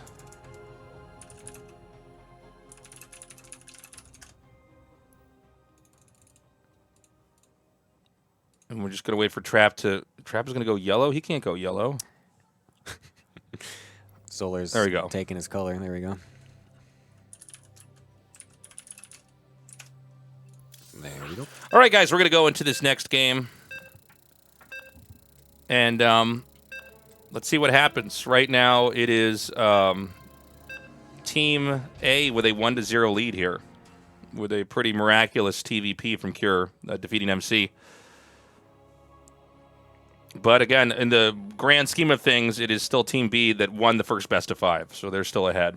Yep. And just to be clear, next time I do this, I'll have more graphics that can illustrate what's happening here. But basically, we have one big best of 5, where one team plays SC1, the other team plays SC2. Then we have another best of 5 where each team switches StarCrafts. And then we have an ace match if we get to a third match. So Team B did win the first best of 5, and now we're in the second game in the second best of 5. Team A, right? Kira's on Trap's team? Or... Am I crazy? Let me see here. No, it was... I'm sorry, Team B. That's what I meant to say. Yeah, I'm crazy. Because Solar won the ace match. Yeah. Yeah. And then Kira's on Trap's... Yeah, okay. Yeah, Kira's... Yeah, exactly. Excellent. So Trap is going to be here in the top right as a SC2 Protoss. We've got Solar down here as a StarCraft 1 Zerg. And we have seen... look, I don't know if it's going to be the case this time around. It does seem like StarCraft 2 Protoss is a little bit tricky for the StarCraft 1 Zerg to deal with. StarCraft 1 Zerg, they get a lot of liberty on the map in the matchup from StarCraft 1. And it does feel like with some of the weird upgrades, the StarCraft 1 Zergs haven't really figured out their footing yet. Yeah, I mean, Charge is super good. Glaive Adepts are really good. The fact that Warp Gate exists at all is really good. Yeah, that's just an incredibly powerful feature that StarCraft 2 race has. But I want to point out, and I don't feel like we've had much of this, but you can be really cheesy with StarCraft 1 Zerg. I feel like we haven't seen people try that, really. We saw Jaedong do like something maybe overly technical, like try to fake out a Hydra bust and just macro up. Yeah. Jaedong basically ran that game like it was a pro StarCraft 1 match. Yeah. And then he just completely died to like Zealots coming out and Herp I make charge lots. Charge lots faster than slow lots. Came out and just did that. But like I've said, there's like 2-hatch Muta, 2-hatch Hydra busts. So I don't know. It looks like we're not going to have that in this game either, but I'm just throwing that out there. It's not like StarCraft 1 Zerg can't do stuff. I wonder if Trap's going to try to play like an actual full-on macro game, like go his normal Oracle. He's getting the Stargate for now, so it looks like he will. I'm curious what Oracle interactions will look like in this version of the game, considering there's no Queens, but there will be fast Hydras. So it's not like there's going to be... I mean, maybe there will be. Maybe Solar will do this, where he'll just kind of sit a couple Hydras in each base. Also, it's kind of harder to get spores, right? Because you have to do creep colonies and then sunkens, or whatever spores. It's not that much harder, but there is an extra step. Yeah, so I'm just curious what this Oracle defense could look like here if Trap just goes for a 2 or 3 Oracle play and then just kind of starts to one-tap drones, and you got a bunch of slow Hydras trying to chase them down, essentially, with not as much range as a Queen normally would. Right.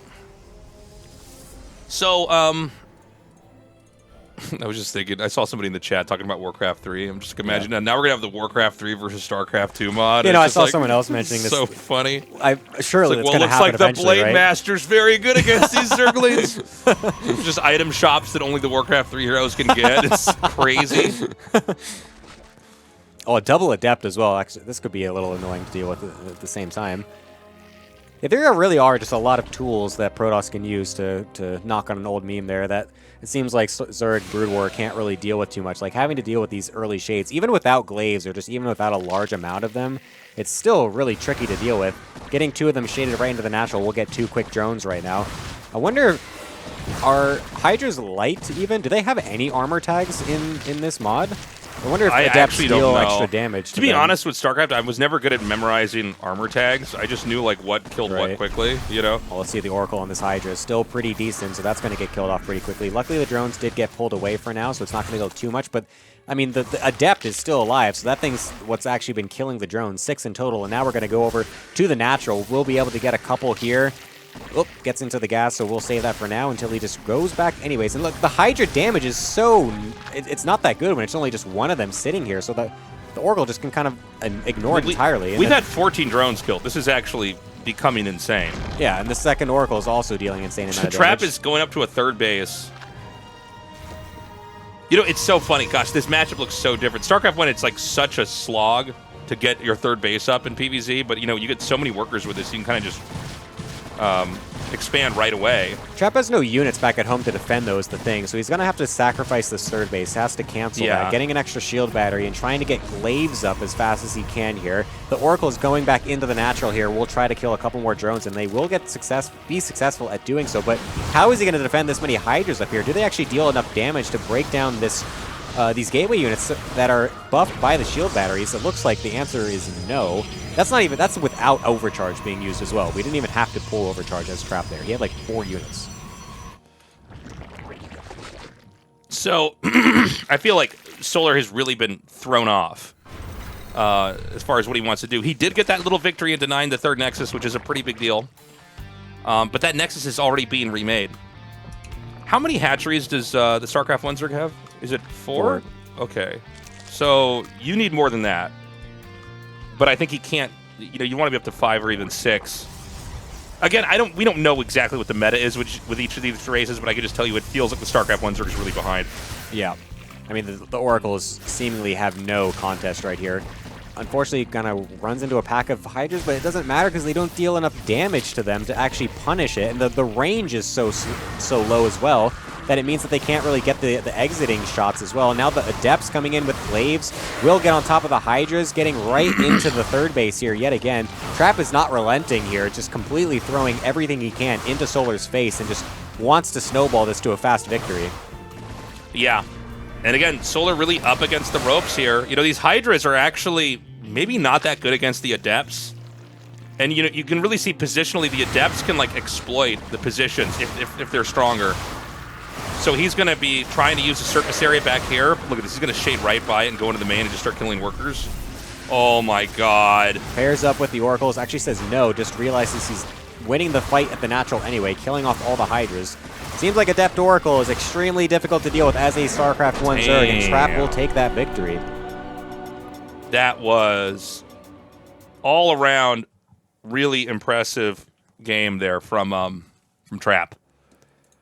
Yeah, I mean, that's kind of what I was talking about, too. I was expecting it to be kind of awkward to deal with those Oracles, because the big thing that is, like, the reason why Oracles sometimes are defended pretty easily in StarCraft 2 is just the range of the Queen is so long. But Hydras don't have the insane Queen range to be able to actually keep them at bay. Right. So they can just keep diving in and going in between and, like, finding the little cracks in the defense of where the Hydras actually are. I mean, the Queen's range is absurdly long, but then when you see a game like that, you go, oh, that's kind of why it is that long range. Otherwise, Oracles can just abuse you. But again, I don't know. I feel like we're seeing these StarCraft 1 Zergs. Whoa! Thank you for the $1,000. Appreciate it. Holy moly. Upgrade. Thank you very much. Appreciate it. That is an insane... That's an insane tip. What the heck? That's crazy, man. Oh, my God. Well, dinner's on me tonight, Gemini. Oh, wow. Thank you very much. I lost my train of thought now. Thank you for the support, though. I really appreciate it. That's huge. Oh, yeah, now I remember what I was going to say. You can be cheesy with Zerg. Like, you don't have to just sit back and wait for his oracles to come and crush you. You can do like a, you know, 1,000 intellect. a last bug. This is my train of thought watching this chat react. I never, by the way, like in case you're wondering what it's like to cast, I never ever have chat open, but I have this open because I need to know if something goes wrong. And then occasionally I'll be talking and I'll just start to end up reading what I'm seeing here. Yeah. Wait. We have Jaedong Stork is going to be the next matchup. Where's Mr. Dong? So wait. The score right now is Team A 2-0 right now. Oh my god. And we already know. So Team B already took it with Solar winning that last one. So Team A yeah. Run this one, yeah. All right, so this could be a quick turnaround here. We might be jumping all the way into our third match. Do we play all the maps even if the score determines? No. We're not going to play the last one just for fun? I mean, we could, but I wasn't planning on it. Okay. We'll figure it out, I guess. Look, you're really putting me on the spot right now, Sorry. I just kind of thought about that scenario. Can I eat the ice cream in your fridge? I'm like, well, I mean, I'm not going to stop you. Can I take your cat home with me, please? I really like pickles. I just want them at my house, too. All right, which player's playing SC2 here? This would be Stork SC2. All right. Stork versus the Dong. And it's going to be StarCraft 2 Jaedong. Which, let's not forget, StarCraft 2 Jaedong was crazy good. Well, no, it's... Wait. Oh, wait. No, sorry. Because he was StarCraft 1 last time, so it would have to be StarCraft 2. It's going to be StarCraft 1 Stork. Yep. Okay.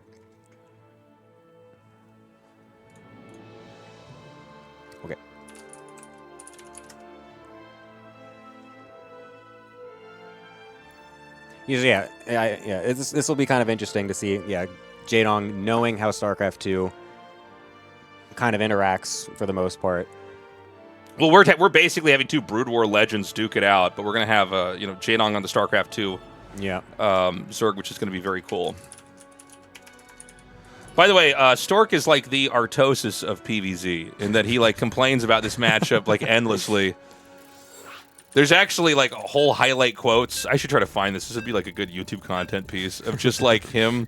You know, like Artosis has these like ridiculous statements. Yeah. One of my favorite Artosis statements, he told me when we first met up in Korea, is he told me that playing TVP is like the Protoss is a bear and the Terran is a guy in a wheelchair with a popsicle stick. That's what the matchup looks like. That's how it feels. You have to use your popsicle stick perfectly and like roll your wheelchair around just right as the bear tries to eat you. But Stork basically has like a series of hilarious quotes that like are similar to this, like about how OP Zerg is in this matchup. PvZ's the hardest matchup. It's all the smartest players play it. That's why they don't always win. Okay. It's Stork in the top left. Brood War Protoss. Jaedong in the bottom right. SC2 Zerg. Well, Jaedong can't lose to Glaive Adepts this game, so let's see if he's not going to rage quit his stream like he did that other time. That's right. That's right. Oh, a double gate from Stork. Uh-oh. Stork wants this map evened up. He does not want this to be a 3-0. He wants this to be a nice and quick and dirty little 2-gate pressure here. So this is, this is going to be interesting because, first of all, StarCraft 1 Zealot's pretty good. This is a legit StarCraft 2 build. This is actually one of the builds I was running for a while. You basically keep throwing Zealots at them, and then you make a Nexus.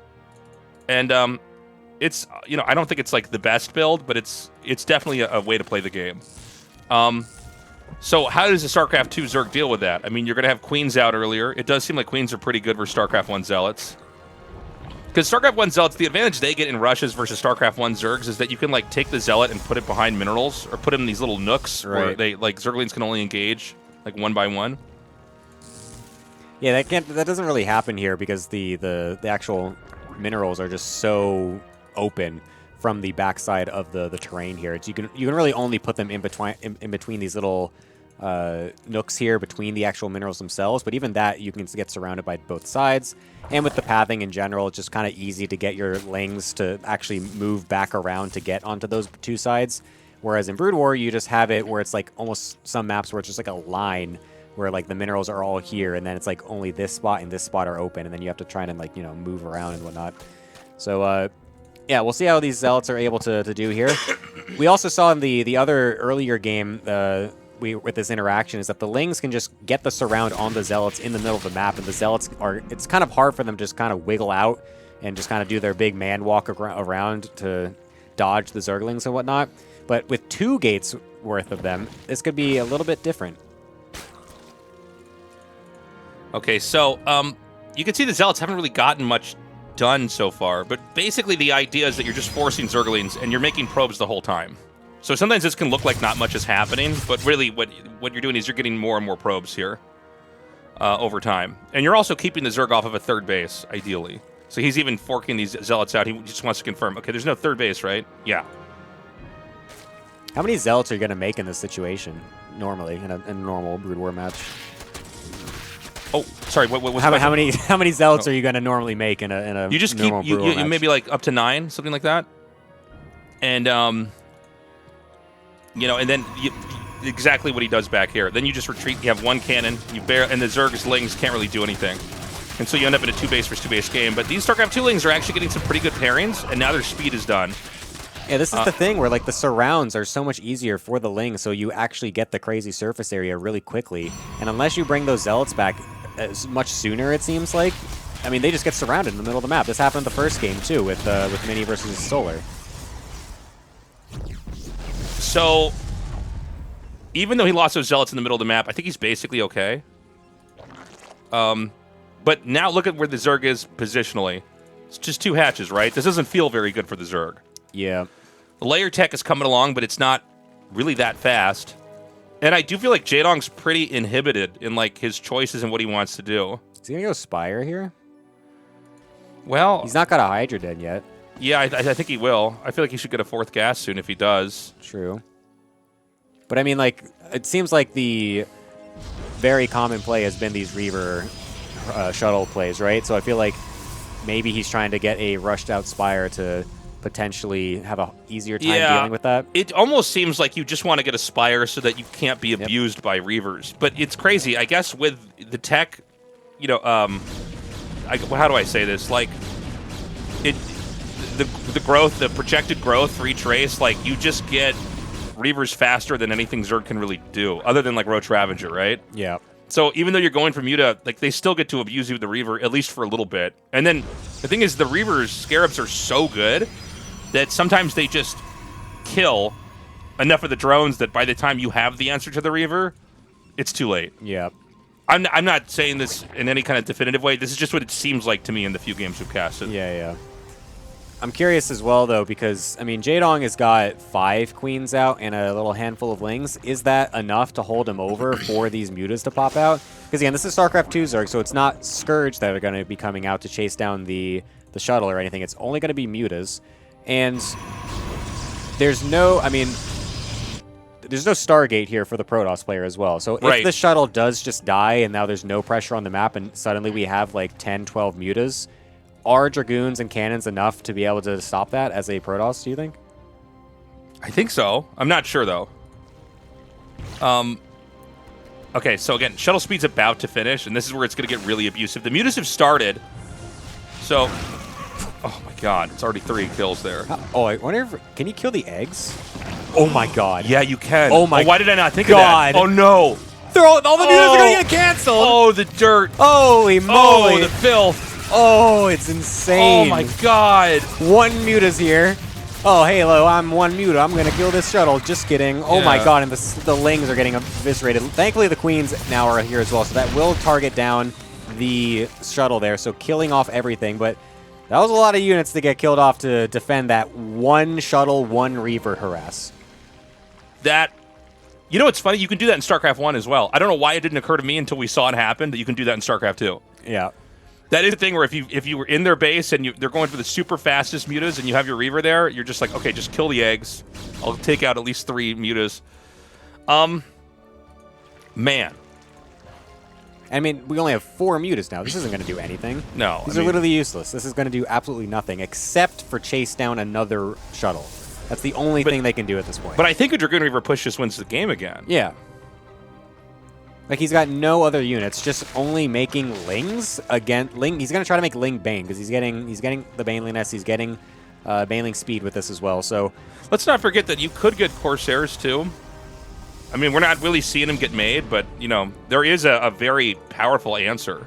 Well, yeah, exactly. But this game, he's not going to be able to get those out, right? Like, yeah. It's going to be so hard to be... I mean, he doesn't even want to. Yeah, like you're saying, he's just going to go right across the map with this Dragoon Reaver. Ling Bane is going to defend again. He's making roaches as well. JD doesn't know what to make. It's going to be brutal. Yeah, this is going to be nasty. It does seem like a lot of PvZs end like this, by the way. How many units are even on the map right now?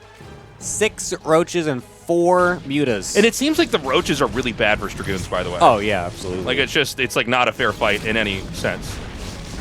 Oh, my God. Oh, my God. Oh, my God. It's a massacre. Oh, Banelings. Let's see if these Banelings can get anything. Scarabs versus Banelings. It's the ultimate battle of the blowy uppies.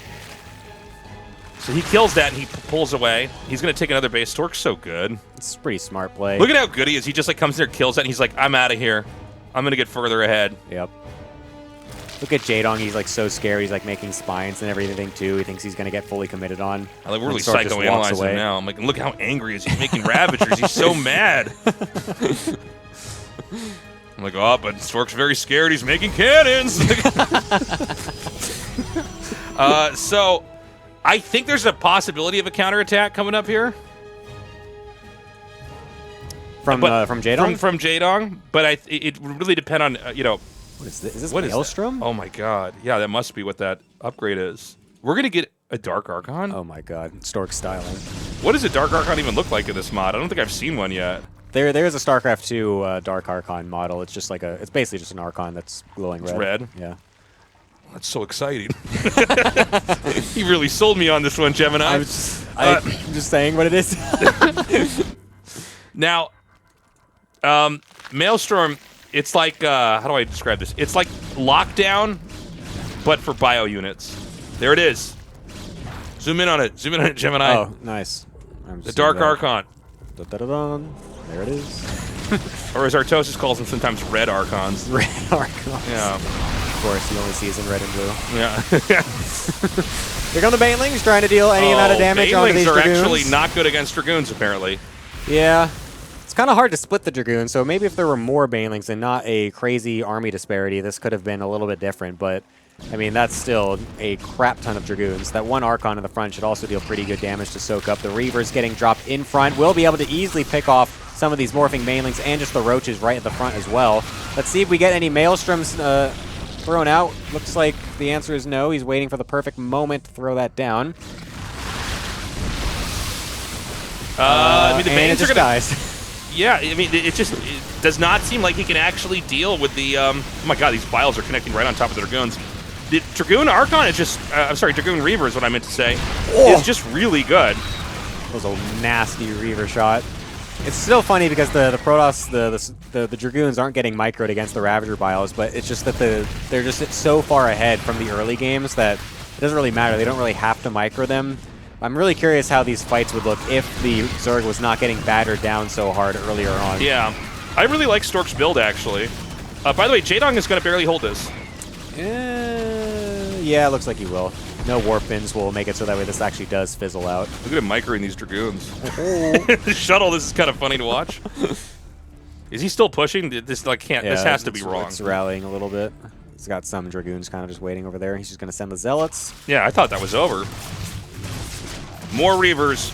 Jaedong's army supply is actually getting quite... His drone count is actually suddenly pretty large, too. Yeah, I mean, he just Stork wasn't making probes that whole time, I just realized. Oh, my God. He's got, like, no economy.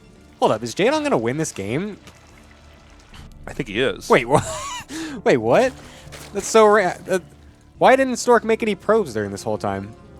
Did you think he was just going to win and just kind of forgot? Interesting. It's kind of unfortunate that the Dark Archon also just kind of sat in the front and didn't do He's anything. going to come also. back. That's his brother. Brothers that are going to morph into the brother of the dead Dark Archon. Okay, we'll try to see if we can get that Maelstrom set up there. He's also got 2 DTs in this this shuttle here with the Reaver. I think Stork needs to keep making probes, by the way. Yeah. He's going to go on 4 bases. He's at 47 workers. This is really weird. It feels like he's almost tunnel visioned. Yeah. Zerg is Jaedong, everybody. He is on a barcode, but yeah, this is like Jaedong. Stork versus really good barcode player. Oh, the 2 DTs. There's no detection. Oh yeah. There's no detection. Oh yeah. I guess you can only get Overseers to see DTs. Yeah, Overseers and Spores are the only possible option. Down and dirty. With no Oracle or no Stargate opener, I guess Jaedong's kind of just forgotten about the fact that he does kind of need Spores to see invisible units. Oh my god, he kills the Spire with the DTs. There's DTs randomly in the other bases as well, so much for that giant economy lead that we were just talking about from Jaedong. That's going to get absolutely kicked out of this game. I mean, Stork doesn't have enough workers, but he is... Oh my god, it's 27 kills so far. Jesus. How many in total? What's your guess? How many guesses do you think in total? How many drones have died this game? I don't know, 40? I'm going to say 56. 50? Oh, wow. Only 35. Okay, Yeah. we were both really off there. We both tried our best to be really autistic there and just know the number, and we both failed. Okay, so the Reavers just continue to do so much damage. And, I mean, it doesn't seem like there's an easy answer for the Reaver harass. So, I mean, Jaedong did lose a lot of workers. The army has gotten much bigger right now. For Stork. We're going into 4 base versus 5 base here. So late game PvZ. Yeah, I'm curious how this is going to end up continuing on here because yet again, Stork is just kind of not making probes for some reason. I don't know why he's just staying on such a low pro count. There is the Maelstrom and Storm wombo combo on all those Roaches and Ravagers. Excellent play out of Stork there to get that group of units. Unfortunately, the Archon does get killed off, but the Storms continue to be absolutely ridiculous. The StarCraft 1 Storm animation is pretty crazy here. It looks pretty cool. I like it. Yeah. Well, StarCraft 1 Storm, it does damage very, very... Well, I guess StarCraft 2 Storm does damage faster, right? I think so. Yeah. It does damage faster, but the overall damage is lower. But StarCraft 1 is... There's more ticks, but the actual overall damage is much higher. Yeah, okay. So yeah, I guess that's another interesting thing about it, whereas like the damage is crazy for Brood War Storm, but it takes longer to do it, and with the increased pathing in StarCraft 2, it does technically make it easier to split against the Storm as well. So you really have to just be like sitting in the Storm itself to take the full brunt of the damage. So that's kind of an interesting interaction there as well. So now these Reavers are just going to come here and continue to do so much damage. I mean, it's kind of crazy how much more you can eke out with those Reavers. I mean, you're just obliterating so many chunks of these armies. It is still a roaming Stork here at 150 supply. Jaedong's almost maxed out. I can't believe Jaedong's kind of found his way back in this game. Right? I was just so sure he was about to die. Both Reavers getting picked off there. That's actually pretty huge. Those that was the only misplay. Reavers? There's one Reaver, I think, back at home somewhere. Yeah, he's going to go grab another one. Archon's here in the front. That Storm kind of whiffs a little bit, but it does actually catch a lot of the units then chasing into the army here, so it's still not too bad. It's important to note that the StarCraft 2 units are a little bit beefier with hit points. StarCraft 1 Zerg units, like, they die immediately if they're in the Storm. So they can kind of power through there. And, you know, I got to point this out. The unit comp that we're seeing be remade here from Stork, and we've seen this kind of consistent with the other players that play Protoss too, like Mini or even MC, that it's constantly Dragoon Reaver. That's not normal for PvZ in StarCraft 1, but it does seem to be the direction that the pro gamers are kind of leaning into in the mod. 8 Templar being made at a time. That's crazy. Yeah. Oh my god. It's a lot of gas. Jesus. Guess some of those will be Archons, some of them will be just for storming as well. Another Reaver getting picked off. Stork trying to get a little desperate with some of these Reaver shots and ends up losing quite a few Reavers here. How many in total? 6 Reavers have died this game. You know, Jaedong's getting beaten up here, but he's not shrinking. Yeah. You know what I'm saying? Like, he's continuing to grow on the map. He's honestly done a really good job surviving all these attacks. But Stork is also growing. I mean, we're getting into kind of a pretty epic spot here for this game. I still think he should be making way more probes. I'm still confused why he's only at 58. I think he really needs to start taking some extra saturation there to really just kind of propel himself very far into this later game. The splash damage is still going to be a big threat here, of course. Jaedong can't really ignore that for now. We'll try to get on top of these units that are getting at this 4th base here, but we'll be able to deny that for now. I mean, the rest of his army, or the rest of his economy is not getting touched very much, so... to be fair, though, he's still also only on 68 drones, which is pretty low for StarCraft 2 Zerg standards. But that means his army is massive, because he is max. He's at 131 supply. A lot of his Roach Ravager. He's getting Hydras now as well. I wonder if he's going to go for the Lurkers.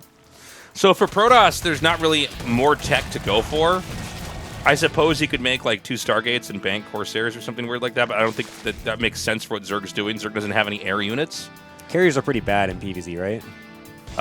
Versus StarCraft 1 Zerg, they're terrible because of Dark Swarm. Right. I don't know. They could be good in this matchup, I guess. I'm not so sure. This is why this has been so fun to cast. Is like I really don't know what to expect. Right. Oh. Crazy Reaver shots yet again. Fortunately, the Storms are not hitting too much. He almost kills his own shuttle. And that does end up meaning it's going to die to those Hydras, so... yeah, kind of flubbing around the micro a little bit is Stork, trying to get the best engages, but just kind of walking into a few of his own abilities. A bit unfortunate here.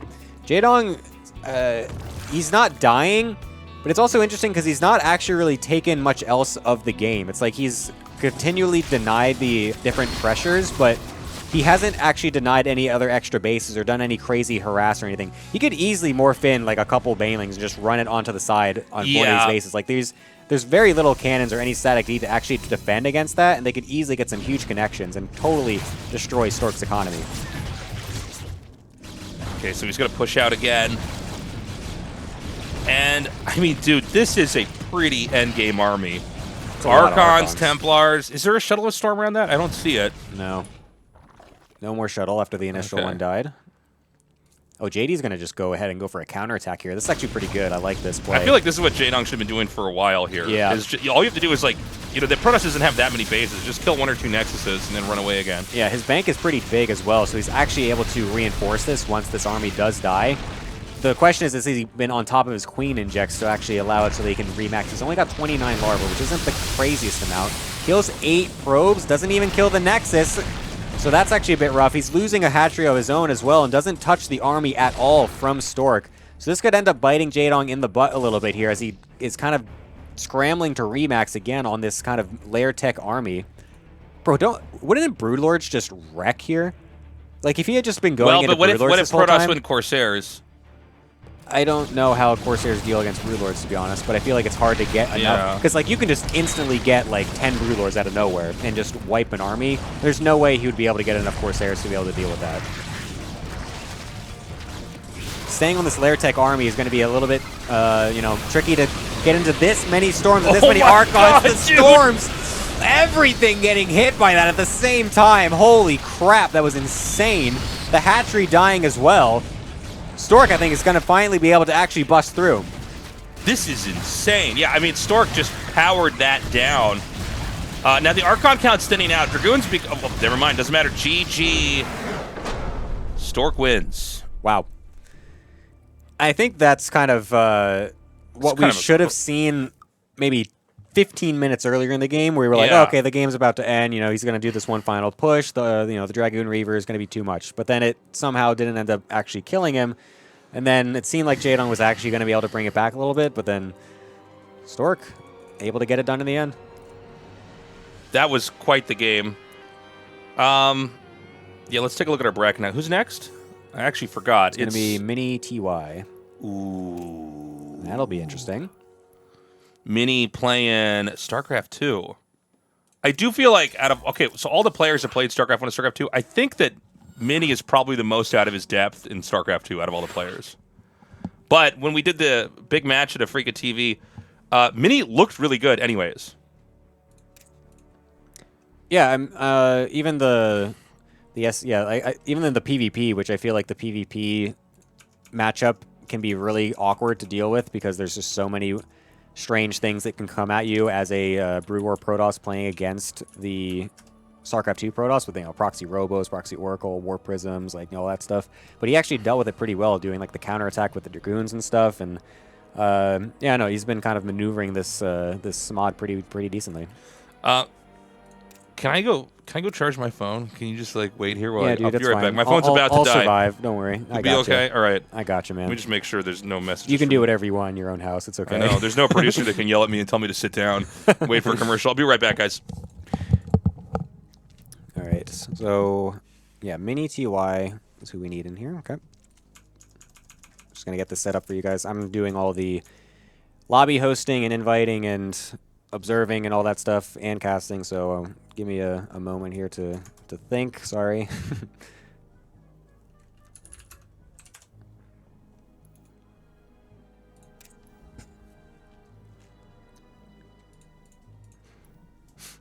All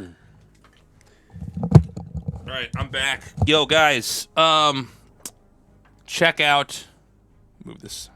There we go. Check out our sponsor, realms.world. You can use the command realms in the chat. They are supporting this tournament, this movement, the SC EVO mod taking over. This has been really fun to cast. So we appreciate their support in making this possible, because in order to have like the best matches, you need to have like some money online. There has to be something to fight for. Yeah. These pro gamers These need gamers something. play these games for money. By the way, go to tastelessreds.com. This is you can buy this shirt there. This pink shirt. Pink can be a boy's color now. It's 2024. But we have it in many other colors as well. We also have a whole bunch of other RTS gaming, esports related stuff at tastelessthreads.com. And I'm excited for this next game. Sorry, I'm trying to make sure that these players are even understanding what's going on. Okay, there we go. Mini's all ready. TY's all ready. Let's go for it. Do you need me to turn the air conditioner on? Is it getting hot in here? Sure, that would be wonderful. Thank you. Yeah, is it getting a little bit Yeah, it's a little toasty. steamy in here, man. Yeah. Too much nerd energy. Too much energy. My body heats up when I cast exciting games. Ooh. Ooh. Gemini, do you think Cyril's absence has substantially hurt pro Zergs? Or do you think SC2 Zerg is suffering more from the patch map? Oh my gosh, all right. Oh, Post man. right out of Team Liquid I right don't here know, in my chat. I wasn't sure where that question was going, but yeah, I'm not sure, guy in the chat, sorry. I mean, Cyril is very good, so it's going to be obviously difficult if the best player in the world is not playing anymore for a couple months, so. Hey, I'm going to test it real quick here. Chat, do you guys, let's be quiet for a second. Do you guys hear the air conditioner? I just want to do a sound check. Do you hear anything, chat? Nope. Okay. Oh, all right. we can just keep it running the whole Oh, time. wow. There it is. Just want to see if that picked up in the studio. I love calling this room the studio, which is just like a corner in my house. Yeah. Yeah. Wait, did I All right, switch this? so, Is this correct, or is Mini on? No, Mini's. I think it's the other way. Yeah, no, Mini has to win here, or this is over for the second best of 5. Okay. By the way, guys, I see the subs in the chat. I appreciate you guys. So we've got StarCraft 2 Mini versus StarCraft 1 TY here. I do think out of all the SC EVO matches I've seen, I feel like actually TY is probably the best SC EVO player. He's like really on top of I feel like build order wise, he really gets it. Yeah. Like it's interesting. Like for instance, that Stork Jaedong match that was really good, but it's kind of clear that they're kind of bumping around in the build order. Yeah, you know what yeah, I mean? yeah. They sort of know what feels good, and they're trying to go in that direction, but they don't know necessarily how to get there or the sharp timings in between. Yep. But when I look at TY, I feel like he's by far had like the best openings and plays. Yeah. I mean, TY being... I mean, he's like so recently good at both games. It just seems like he's naturally going to be the player that is just... You know, he just does this mod very well. Like, I mean, did he qualify for ASL recently, or did he almost he qualify? beat Jaedong in ASL. Yeah, so like he's with literally... like a really weird build too. That was just kind of crazy. Which is the most TY thing ever as well. Yeah. Like there was really not a whole lot Jaedong could have done to be prepared for that. Yeah. So the fact that he can qualify for ASL, beat people in ASL, and then also still, I mean, he's just one of the best StarCraft 2 players ever. It's like an incredible perk to then have this mod come out and be like, hey, yeah, I'm actually just good at both these games, guys. Yeah, he's really on top of it, and he's a great caster too. He's just good at He's everything. just got it all. I hate him so much. He's handsome, yeah. Oh, he can cook food well too, apparently, That's right. maybe. I don't know. Oh, he's got it all, man. Yeah. He's the guy. I want to be the guy too. So, what is that at the bottom? Is that a Stargate? Stargate was scouted. So That's there will be awkward. an Oracle incoming. So, guys, Mini's a pretty abusive StarCraft 1 Protoss. So it's not surprising that he would be going for proxies. The Adept doing a little bit of damage. Not able to get inside the main. What do you see with that? Doesn't see the add-on, but I guess you can just assume that there's an add-on. What? Because why wouldn't there be on a factory, right? Like, you don't really see a naked factory. No, you in the do. early game of Terran, Oh, do you? So the factory add-on lets you make tanks. Yeah. So what you'll usually see is there's like one factory and an add-on for each command center you have. I think that's the rule for the math on it. So like sometimes you'll see someone make like one factory with an add-on and they'll be making tanks, and then there'll be like one or two more factories just with vultures coming out. Mm-hmm. But you basically have to get the add-on immediately because the mech units all need special upgrades to be functional. Walking that Mini. Oracle into turret range is a bit of a risky decision there, so we'll lose that one. Vultures are still good units, chat. What do you know? Yeah.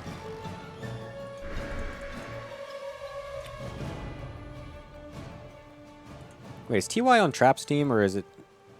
Because Trap's team won...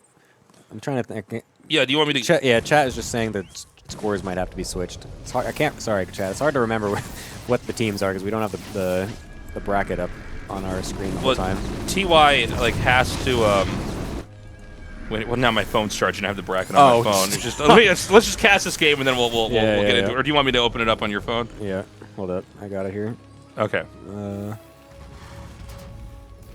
So he's going to continue to crank out these vultures and move around the map. Remember, guys, every vulture, once you have the mine upgrade, they get 3 spider mines. And spider mines will charge into your opponent. So, like, you really can't afford to have anything connect there. Dragoons die almost immediately. Stalkers are going to die even faster. Oh, my God. Is this just going to win the game? I feel like there's just not enough Stalkers to make this work.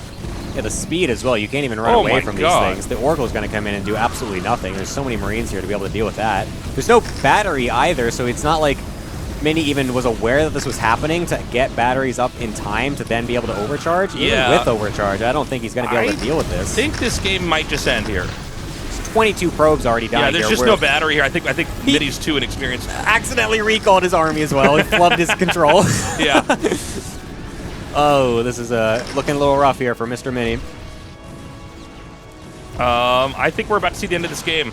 I mean, definitely TY of StarCraft 1 Terran knows how to deal with this. Yep. Maybe the most one-sided match we're going to cast this afternoon. And that's going to be the GG. GG. TY, the master of both games, gets it done. Yeah, that's what they call him. Yes. Master of both games. Thank you. That's his official pro gamer nickname. Oh, my God. Okay, so now it is tied up, right? TY, they call him the strong gamer because his play is very good. making history here. Oh, my God. So this is tied up now, right? Is Mini an active Brood War pro? Yes, chat. We're at 2-2? No, I think that... that we would have to be because TY won that. Yeah, so now it's going to be the ace match again. Yeah, because Kira and Trap both won, right? And then Stork and TY won. Okay, cool. Look at this going to best of 5 ace matches both times. Yeah. Look at this show match. The Freaka one Can you believe this is real? Are we sure this isn't scripted like WWE? Is chat just which, by the pre-recorded? way, is also real. That's how hardcore I am. No, we're getting the maximum amount of games out of these. I like it. So, what do you bet it's going to be like here in Solar again? I don't think they're going to throw out one of the StarCraft 1 legends for this. Well, let's put us on camera. It's also make them look at us. They're going to be switching races as well. Kira and Solar would be. So I'm curious if they want to both do the opposite side of the matchup as well. I mean, I feel like I feel like Mini's been doing really well in these. I feel like Trap on the StarCraft 2 side now did really well in his game against Solar. Yeah. But I don't think any of the Zergs on the Brood War side are going to get thrown out, which would just be Solar then, because there's only one Zerg on that side. So I feel like Solar's not going to get picked this time. Cause it was actually a little bit tricky to get players for this. We had short notice, and then DreamHack Dallas is coming up, so I'm glad we got the players we got. All right, so we're going to go on to Fighting Spirit. Shout-outs to Crank and Caster Muse for doing the Korean casting and wrangling the pros. Also, Indy doing the Polish casting. Yep. And I am also open to this being done in other languages. We just kind of concocted this thing real quick. Yeah. Shout-out to Realms.world for supporting this and making it possible. Shout-out to Gemini SC2 for observing. That's me. Yeah, that's you. That's me. Thank you. Shout out to Tasteless for letting me come to his house. Yeah, no problem. No problem, man. We got to get some dinner after this. What do you want to eat? I don't know. Barbecue is always beautiful and wonderful, and I love eating it no matter what. Should we get the good cuts? Oh. We got that $1,000 donation, man. That's true. We can kind of splurge. We can. It's true. Eat the most expensive part of the cow. It's going to be Cure TY. We've just been messaged that. So Cure TY is going to be the ace match. The 2 Terrans. Oh, this is going to be good. I'm actually glad. I wanted more mirror matchups. You're the opposite of every person that views StarCraft. I like mirror matchups. Yeah. It's like every aliens versus bugs. It's no fun. Every single like YouTube content creator casting games gets like the lowest view count on mirror matchups, and, and then you're just like, I actually just want to only see that. That'd be great. Yeah. Who's not in here? We need Caster Muse. How do you like my streaming setup? Oh, it's great, man. It's pretty sick, right? Yeah, I love all this stuff here. I wish my stream deck was this big. You got just so many different spaces for anything. It's so sick. All sorts of different buttons. I just like that, being able to like kind of. I'm very proud of this stream setup here. Yeah, it's kind of cool. It's wait, TY did StarCraft 1 last round, like that last game. So yeah, he was StarCraft 1. Yeah. Okay.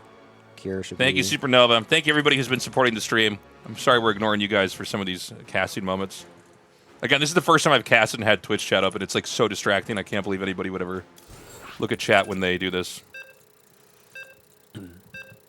Show the setup. Let's see, I think I actually can. I'll show you the setup. I'm going to get a shot of my desk. There's just nothing but anime figurine girls. Where's this button? Is it this one? So you can see the camera. You can see my keyboard. Most importantly, you can see the toilet paper that I use to blow my nose with. And nothing else. And nothing else. And then you can see Gemini. No one's ever seen your knees before. This is very exciting. And then we got the cat. The cat ball. Yeah. And so we're wait, which button goes back to this? I don't even know. Oh my god. I'm so exposed. My knees, man. My knees. I don't let the stream chat see my knees. I didn't prepare for this. We didn't agree on this. I didn't polish them. No, my knees are gonna end up on 4chan now. Oh my god. Okay, so this is wait, he's StarCraft. Kira is StarCraft 2. Yep. And TY is StarCraft 1. And TY's team won the first match, right? You were making me second guess this. Dude, I can't remember this myself, so I'm sorry. The team with Solaron won, yeah. Yes. That's the same team that TY's on, correct? Correct. Yes. That is the answer. So if TY wins here, it's over. It's over. It's all ogre. It's over. It's all ogre. We got a fast expand coming out of TY here, whereas Cure is not doing. Well, I guess he is going to expand as well. Oh, is he going to? He's got 400 minerals, but he's got nothing in the middle here. Oh, there we go. Okay. Just kind of late on the I thought he was SC. make a CC in the middle of the map. I was thinking that too. I was like, no, that's like. There's probably many right moves, but there's definitely some wrong moves here. Yeah. Okay, he was just getting the Reaper as well first. Okay. So it's going to be the CC first into the 3 racks coming out of TY. We saw this earlier on as well. One of the... I think Cure did it versus Solar, actually, when Cure was playing the... Brood War Terran as well, so... Going to see it in a TVT as well. How much do you know about Brood War TVT? Not as much as Artosis, but I can hang. I can imagine that. I can hang. When I first moved to Korea, I was casting solo. Yeah, that's true. And, you know, TVT is the longest matchup. Yeah. So there was a lot of like, okay, I got to kind of wrap my head around this. I do feel like it's changed quite a bit. Generally speaking, TVT with StarCraft 1 is very rigid. And it's kind of hard to close things out. Although there are some exceptions. TVT and StarCraft 2, I frankly think is a better mirror matchup. Yeah. I think it's more fluid. There is a little bit of the glass cannon conundrum in TVT StarCraft 2 in that, like, everything is high damage and brittle. Yep. So, like, being out of position, you can be wiped pretty quickly. StarCraft 2, it's actually... The issue is it's, like, almost impossible to engage because siege tanks are so good for StarCraft 1 TVT. Right. And Turtling is so strong that it's kind of a slog of a matchup. It's actually why I picked Protoss when I started with StarCraft 1. Is I decided ZVZ was too weird and TVT was, I don't know, too long and kind of, you know, I don't know, it couldn't end in a way that I enjoyed it, so I went with PvP. You didn't want to have one more 1 hour long TVT like Artosis does every single time he streams. Yeah, where Artosis will like turn his stream on and then just only have 3 TVTs and he's done it. 5 hours later, it's over. He's got to go to bed. Again, viewers, please be sure to follow. If you want to see these VODs, they'll be uploaded to my YouTube. It's Tasteless TV on YouTube. And if you're watching on YouTube, you can always join me on my Twitch stream. We're going to get the scout in from that Reaper. We'll be able to see that it was a 3 racks bio follow-up to Look at all this of this. bio trying to catch a Reaper. How depressing is this? Yeah, right. It's like, all right. See you later. Snoop. Gets on out. One SCV did kind of find its way out of the base. Where's this one going? It's scouting around. Did it? Oh my god, TY didn't scout this game. He had no idea.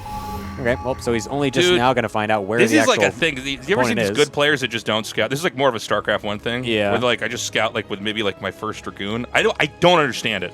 Yeah. I'm like, don't you at least want to know they're not doing something insane? Yeah, it's kind of ridiculous, just the corners that some players are willing to cut just to try to get the most crazy efficient build possible. And on a lot of their build orders in Korean, their build order guides in Korean on YouTube, they're like, they recommend for their fans to not scout either. Like, you don't need to do it. I'm like, you're insane. No. You should teach people to just scout and learn what they're seeing and what's happening. It's like anything could happen in these low-ranked games. It's like, just scout. It's not going to be that big of a difference. All right, double Cyclone drop, not going to be able to do anything. Plenty of Marines ready in wait. TY leaving his SCV out on the middle of the map because he knows that that's the last spot where he could be. Okay, thankfully Kira is paying attention to that. So he's just going to look for this to make sure that there's nothing coming across the map, and then we'll just kind of continue to stay back at home and deny this this medevac drop from doing anything. But it looks like he might actually send the... Nope, never mind. He's just coming back home. He just forgot to rally them back. Cast a curse yet again. Both players scanning each other at the exact same time. We'll know exactly what's going on. It's going to be bio for both. Actually, never mind. There's 2 factories here, so it will be mech actually coming out of Cure. So we're going to see StarCraft 2 mech against Brood War bio, which is kind of an interesting situation. Yeah, I'm pretty excited for this. I feel like maybe StarCraft 2 bio is going to be a little bit better than the Brood War mech. Yeah. Cure's the one going for mech, though, in StarCraft 2, so... Oh, yeah, no, I'm sorry, I just flipped it around in my head. Okay. So this is StarCraft 2 mech, sorry. I had to double-check myself, too. I was like, no, wait. because wait, now I'm actually confused. Then why would you want to go Brood War bio at all? Yeah, well... That doesn't make any sense. Yeah. I mean, I think that this so does not make sense to me that my mind couldn't even accept it as a possibility. Yeah, why would you go for Brood War bio? I don't know. Let's just see what happens. Maybe TY's got something cooking in the kitchen that we're not quite sure of, so we'll see. We got the flanking Marines, actually, here to try and catch this medevac. Won't be able to do so, as there's quite a lot of dead space in this area. It's not much over in the corner, which allowed the Reavers and Shuttles to get picked off in the other games before, but this spot, plenty of room to be able to sneak that medevac, so that will pretty much stay there for the rest of the game, it seems like, unless TY just wants to abandon it for now. But we have a bio push coming across. not quite sure what this is really going to be able to do. Does TY even know that it is mech yet? He's seen both factories, so he does know that it will be mech coming out of Cure, but I'm not sure what he's going to do too much except for maybe deny a third base from getting put down here. He's going to expand again. Now, just keep in mind, like, it seems like StarCraft 2, Terran, is generally more fluid. Obviously, the mech is always going to be a little bit more rigid. Oh, my God. But, you know, Cure has stayed back. I thought this was going to be, again, the opposite of what we have here. So I thought it would be like SC2 bio and StarCraft 1 mech. But yeah. it's so I'm very unsure of what this will kind of, you know, blossom into here as the game continues to move on. Oh, we got a Wraith. Yeah, a Wraith. Kind of forgot those units even exist. Yeah, they're quite good in TVT for StarCraft 1. But I feel like it's probably such a weak unit compared to what they have in StarCraft 2 that I don't know what it could even beat. Yeah. Even Harassment is not anything good because they deal so little damage to SCVs and whatnot, so it's not like you can just kind of bank up a lot of them. So it looks like we're going to have Ghost Tech here. Yeah. Oh, what the hell? Yeah, he's getting Lockdown. Oh my god. So Lockdown, all right, I want to just clarify this. Lockdown is a Garb ability in StarCraft 1. But it's partially a Garbo... I mean, you want to kind of style on somebody when you get Lockdown. Yeah. When you use Lockdown against somebody, you want them to uninstall the game from their computer and have depression. But you know, the issue in StarCraft 1 is that mechanically it's very hard to use it. StarCraft 2, interface, because we're in SC EVO, maybe this is actually really good and really smart. Yeah, we'll see. I mean, this Hellion Harass, though, is doing a pretty decent damage, getting 10 SCVs, and will eventually get picked off by these Marines, but that's quite a big SCV. I mean, that's a lot of damage. I mean, he's got the equal economy now, considering the fact that he was pretty far behind, given the fact that TY did go for the fast one base, or second base. Sorry, there was that? Nothing mining at the natural for a while. Oh, well. I guess it was a Liberator. Yeah. Yep, the Liberator's dead here. So 16 SCVs in total were killed off there. So now, even economy, even though TY did start off with that CC first. Oh my god, that's a lot of ghosts. Holy crap. Oh my god, he's been... So this is this actually... This could be crazy. Dude, this did not occur to me at all that you could do this. Yeah. I mean, he's going to lock down every tank, I'm assuming, right? That's the plan here? Well, he can lock down every Hellion, too. He can lock down everything. How much does lockdown cost? How much energy is that? 100? I don't know. Uh-oh, dips can't don't check. Here we Dang, go. this Reaver. Oh! He's not Use the abilities! There he goes. All the tanks. Yeah. Vikings as well. Bio on the left side dealing with some of the Hellions. I mean...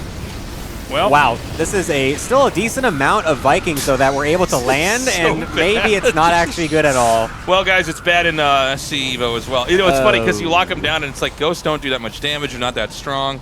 So he gets the chain lockdowns off, but then it's like they don't actually kill anything. Well, but guys, don't worry. I promise you, you can check on Team Liquid 5 years from now and still see people arguing that they should be getting these this ability in pro matches. All things are cyclical there. Hey, man, look how long these things are stasis here, man. The number of times I've had someone ask me, as a person that casts StarCraft, are you sure they can't just get locked down? And I go, I am so sure about that. Man, he stalled the push for so long. Here we go. He bought himself so much time. Now, maybe he has enough bulk here that he can actually fight this. The problem is, like, 2 or 3 of these siege tank shots wipe out everything here. Yeah, how do you ever get to the back line? So you have to, like, lock down everything. You have to have, like, basically... an over-the-top anime moment where you've literally locked down their whole army and you kill it. It's kind of crazy because TY's economy is actually massive. He's gone all the way up to 84 SCVs right now. He doesn't really have the base count to actually utilize that, and as we can see, the income thing is actually favoring Cure here, even though he's got like 20 less workers. So a lot of supply here for TY, and even then, his... army, like the overall size of the armies is still ridiculously out of favor. So this is going to be very difficult, I think, for TY. He's got to get some ridiculous flank off to like get into this back line of tanks to lock them all down or something, or he's going to have to base trade, which is what he's going to try to do now. You could see how not nimble the Brood War army is. You know, just moving bio around the map like this. got lockdowns going on. Some of these Vikings and tanks. He's going to nuke the army as well. Nukes? Hold up. Wait a minute. There's no way that Cure walks into StarCraft that. 1 nukes? It's going to zone him out, though, so we will actually be able to just go down to the natural. But the problem is that, this is just delaying the inevitable, I feel like. Surely, eventually, Cure will just be able to come back home and just... Nuke him again. How many nukes does he have? Yeah, how many nukes are there? I don't know how to check how many nukes are actually there. It's being remade. The lockdowns continue to get thrown out, but the Hellbats are pretty decent against against the Ghosts, so unfortunately nothing's really getting done because we are locking everything down, but not actually killing any of the units. Well, I mean, yeah. this is... You know, it's kind of like I'm watching, like, TY, you know, it's like he's got a square shape and there's a circle hole, but he's making it go through the circle hole. He's, like, mushing the object through there, and that's kind of what's happening. And I think Cure right now is so out of his element, like he's like not able to keep up. Yeah. Because this is clearly just not the game he came in here to play. He's getting so thrown off right now, man. He's just like, all right, crap. I guess I just have to send it across the map now. And I mean, that's the right play for sure. He's losing everything over at his base. The problem now is, how does TY actually kill this army? Oh my god, he's nuking him. He's nuking the natural. I feel like we needed to save that nuke. Oh my god, we're losing some Vikings and stuff because they're just rallying across. Oh, keep doing it! Go, the Hail Mary! Oh, keep going! Just a few more tanks to lock down, you'll have them all! I think he doesn't have enough mana. More Marines getting thrown in here. Did that nuke hit? I think it did. Yep, it definitely did kill some stuff. Not many SCVs, but the CC is damaged, so that'll just get repaired. So, not the best nuke in all things considered, but I mean, TY is trying his hardest to slow this push down as much as he can. That's really the only thing he can do, as the lockdown... You know, it wouldn't kill him to get, like, a factory with tanks. Yeah, I feel like the trolling needs to stop at this point. I like the Ghost. Okay, I'm having fun here, but I'm like, you can also make tanks. Like, you're allowed to do that. He's so committed to the thing that he's not just made an actual army here. And I think Cure might just win anyway. Well, let's see. If he can stop him from getting up the ramp, he might be able to do it. But I mean, he can't even get in close to these Widow Mines, the tanks behind them as well. He's trying to use these Ghosts to try and get something on the back end here. See, look at how bad they are. Look at how long it takes for them to kill tanks. Oh my god. And this is like a flank too, that's like unexpected, and they're still not even killing them off anytime soon. Well, the thing is, if he doesn't get up in the main, I think he's okay. All right, he's gonna try to get down the ramp.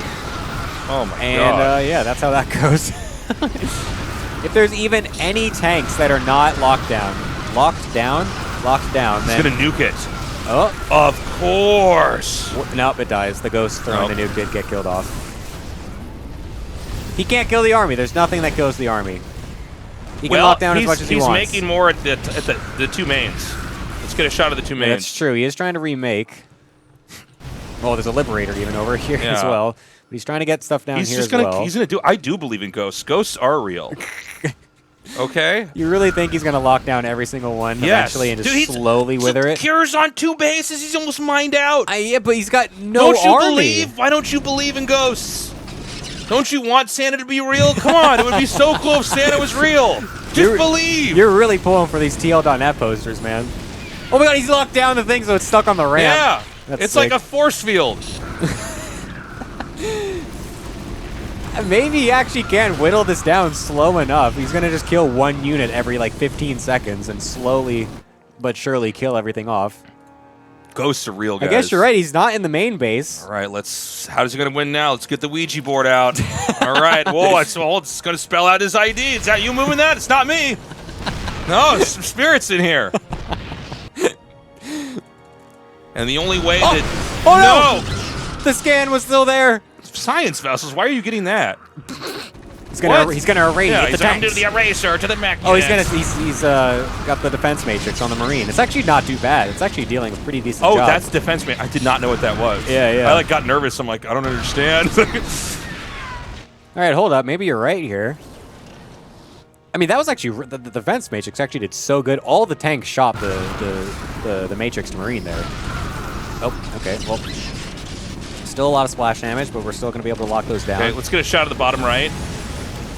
The Hellions is probably a good move. This is going to give him a little bit more mobility. TY has 2k minerals.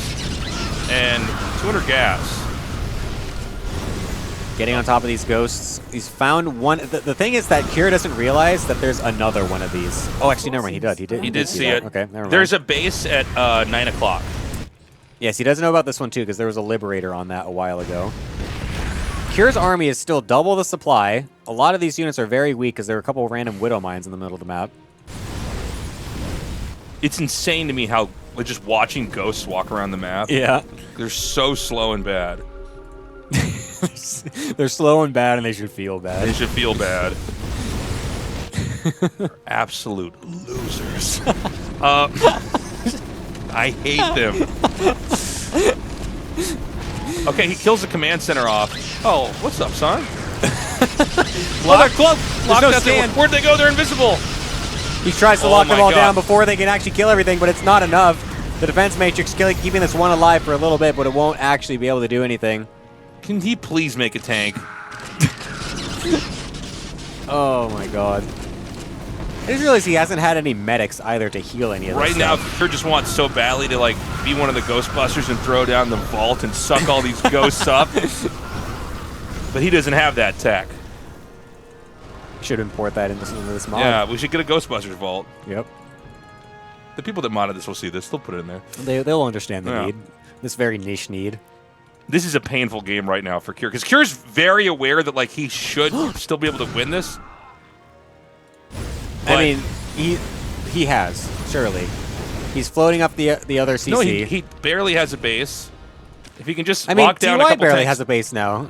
He's got the same SCVs, and he's not even mining off of any of these extra bases. He's got units in every single base. Surely this is over. I don't believe Tasteless. I believe in ghosts, man. I'm afraid. No. I'm going to become a ghost hunter after this. I'm going to walk around. Gonna start your own Discovery TV channel? Yeah, I'm going to go through abandoned buildings with my weird gadgets going, oh, there's spirits here. It's going to be I don't know why my parents are so worried about me. There's spirits here. There's Hellions everywhere, man. Like, surely this is it. There's 31 SCVs.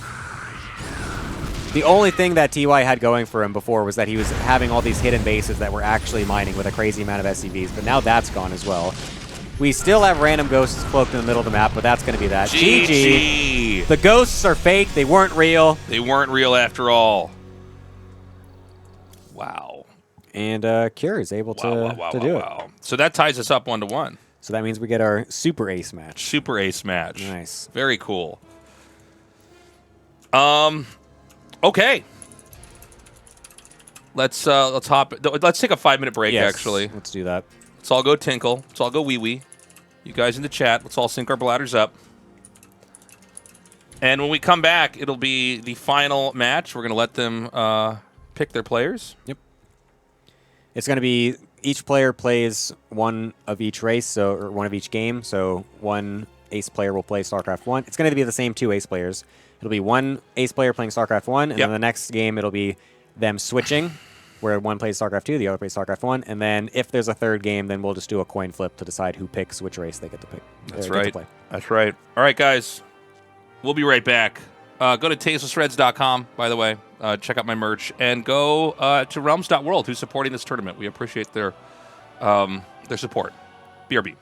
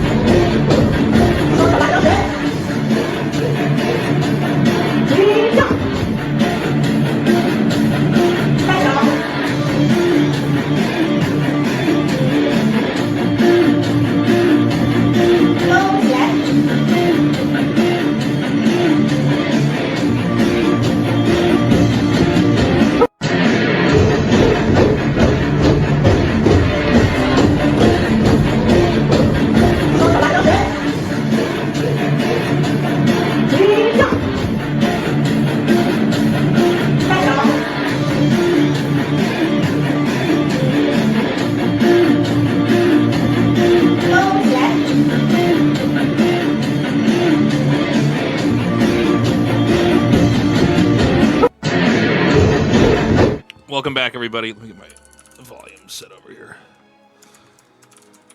We're back, guys. This is going to be the final run. We're having each player pick their ace. Wait, I need to see the... I forget which... hold up. I forget which map, sorry. You can keep going. No, I'll just sit here quietly while you try to figure this out. Okay, that's great. Alcyone. Alcyone. All right, guys. Hope you're enjoying Tasteless Time Warp. Is this a good name for this? Should we call it something else? Thank you, Ezra. I see you in the chat. 211 still giving more subs. Chat, is this a good name for the tournament Tasteless Time Warp?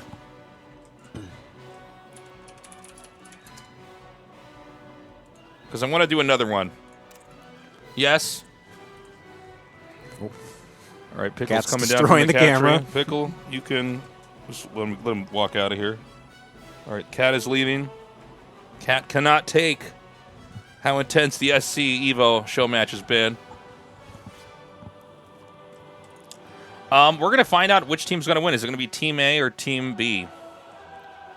We have really awesome team names for these teams, by the way. Put a lot of love into this tournament.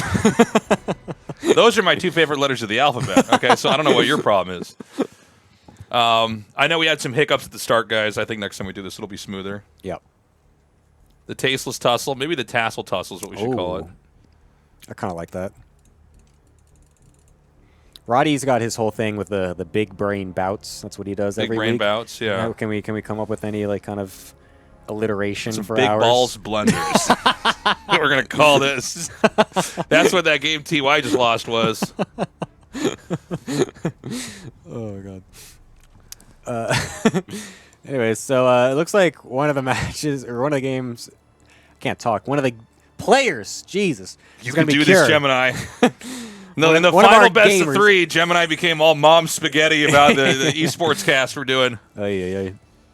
All right, so we have Cure. Yep. And then who's the other one? We don't know. It's going to be TY? Maybe not with how that went. It's TY again, yes. It's TY, okay. Wow. But then it's going to be TY playing... He's playing SC2 this time. Yeah. So it switches. You know what's funny? When I cast GSL, they have like a piece of paper that has like the matchups, and I think I never use it, and now that I'm trying to do this without that, I'm like, oh my God, I needed that for this. I am like totally confused about the score and who's winning it. I mean, it doesn't help that we're calling it Team A and Team B, and like we forget who's on which team. So. Yeah. What should we call the teams? I don't know. I'm not as creative as you. Turn that one on I'm you. not right? as You're creative like, as you, man. I can't come up with these cool names on the fly. Yeah, I'm going to call them Team 1 and Team 2. Yeah, man. Really mix it up. Team Alpha, Team Beta. I'll come up with some names for next time. Bill and Ted's Tasteless Time Warp. I like that. Bill and Do you see Bill and Ted's Excellent Adventure? I don't even know what that is now. God, I'm old. You don't know what that is? No, I don't. What is it? You really don't know Bill and Ted's Excellent Adventure? Nope. I mean, it's like a comedy of these two, I don't know, band guys time traveling. Mm-hmm. It's like a classic. Yeah, it's like a movie or a TV show or. I'm like, it's a sandwich. No, it's like a movie, reasonable man. question to ask. I feel like. I just assume, yeah, I guess you're right. I don't, if you don't know what it is, you know, yeah, yeah, that's crazy to me. Okay, well, anyways, it was a funny joke in the chat. When did they come out? How old is this I can thing? check on my phone. Let me take a look. I mean, like, I just need a general. I don't need the exact. Like, is this like 80s or like? I don't know. It's definitely old. Bill and Ted's Excellent Adventure. It's Adventure, right? Not Adventures. 1989. Yeah. Yeah. Well, I was born 95, so that was slightly before me, and I guess my brothers didn't really watch it, so it wasn't in our house. You see the Goonies? Nope. Okay, let me think of some other classics. This is the quiz Gemini on what kind of childhood he had. Yeah. All right. Let's go, guys. Let's get into this. It's going to be Cure, StarCraft 1 Terran in the top right. narrowly defeating TY, who's going to be playing the StarCraft 2 Terran here in the bottom left. Real quick, guys, we want to say, once again, thank you to our sponsors at realms.world for making this possible. Through their philanthropy, we're able to get a prize pool that is, worthy of the best players in the world here to try out this new cool mod. And, of course, shout-outs to the modders for making this. It's been a lot of fun. And, of course, just go to my merch at tastelessthreads.com. Enough of the plugs, into the games. And, I got to say, I didn't feel like we were going to have a game like the last one we just had today. You didn't think we were going to mass ghosts? Yeah, and then we're going to mass ghost that almost worked, but I do wonder what the headspace is like for Cure right now. Yeah, the fact that they're both coming back out again, so there's going to be another, at least 2 TVTs. I'm sure... I definitely know Cure's not going to try what TY just did last game. Oh, that's for sure. I'm going to plug one more thing. I didn't realize this modder had a Patreon. Patreon.com/team KOPRULU SC2. Kaprulu. I'm not saying I can read, man. But yeah, that way people that are listening to this or watching on YouTube, you can support their Patreon. Would not be possible without them. Sorry, go ahead. Yeah, that's like the universe section of the galaxy or whatever that the StarCraft universe happens. Is it? The Kaprulu sector. Yeah. Well, you might know that, but the fact that you don't know Bill and Ted still is crazy to me, all right? Hey, man. I play this game. I played the campaign. Yes. That was my childhood, all right? I played Brood War growing up. I couldn't beat any of the missions because I was so bad as a little 8-year-old, but I tried. It's crazy when you go back and look at the missions that you had to play as a kid. Yeah. Like I played, mine was Warcraft 2 because I'm obviously older than you, but like... I did play Warcraft 2 as well, actually. They put me through the ringer with that game. It's like, that was really punishing. Yeah, I couldn't finish any of the Blizzard RTS campaigns when I was a kid. I was just literally so bad at it. Warcraft 2, I actually really liked Warcraft 2 just because of the... I like the fact that they also had the like ships and stuff, so you can go in like the water and stuff. I always liked ships as a kid. Yeah, I just thought it was cool that they did like the air, ground, and sea. Excuse me. Yeah, that was a big attraction for me too. Was like just seeing that there was I don't know, naval battles and loading land units on, and then dropping them off in places. Yep. So TY with SC2 Terran has gone for a quick expand. Can we just get a shot of Cure real quick here? I'm trying to figure out what kind of play. So it looks like it's going to be mech. I don't think we're going to see the ghost stuff again. I don't think it makes sense to go for Bio versus StarCraft 2. Yeah. StarCraft 2, whatever Terran is going to do. It doesn't seem to make sense, but we'll see. Yeah, I feel like Bio is only really useful against Zerg as a Brood War Terran. Am I right in that? Say that one more time. Bio is only good versus Brood War Zerg, essentially.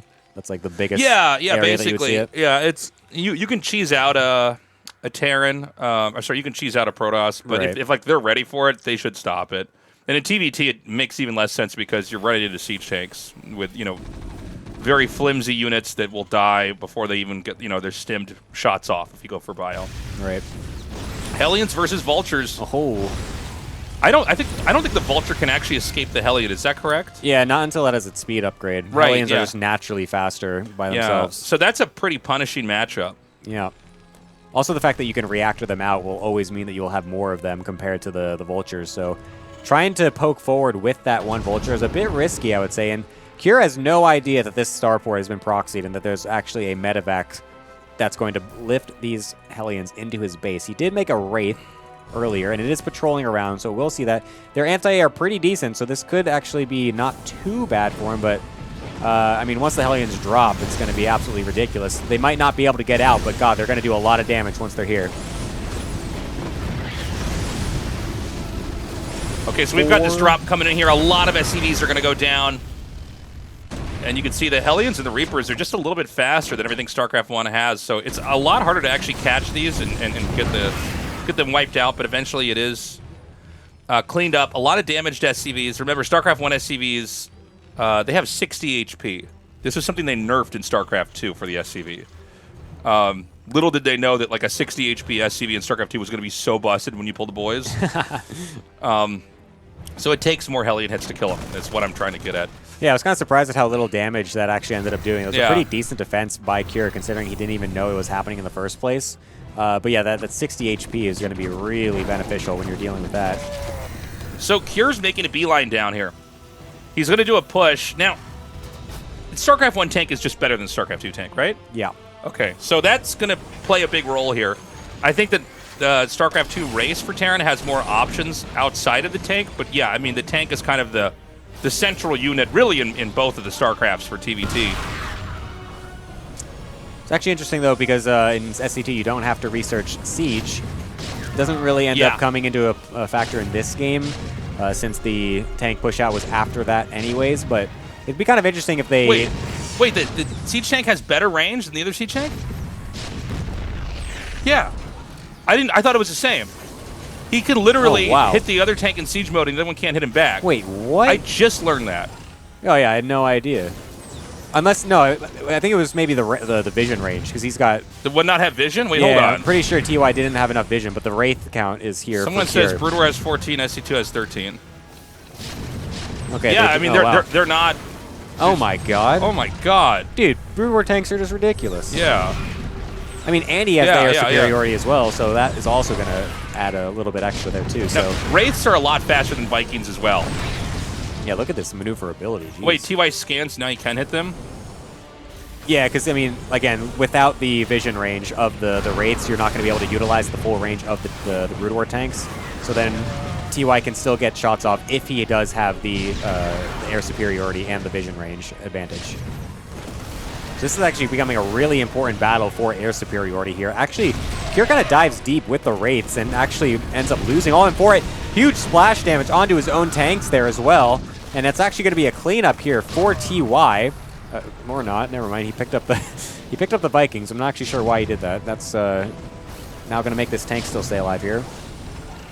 Not getting the repair off. Oh my God, it actually does get off. Excuse me.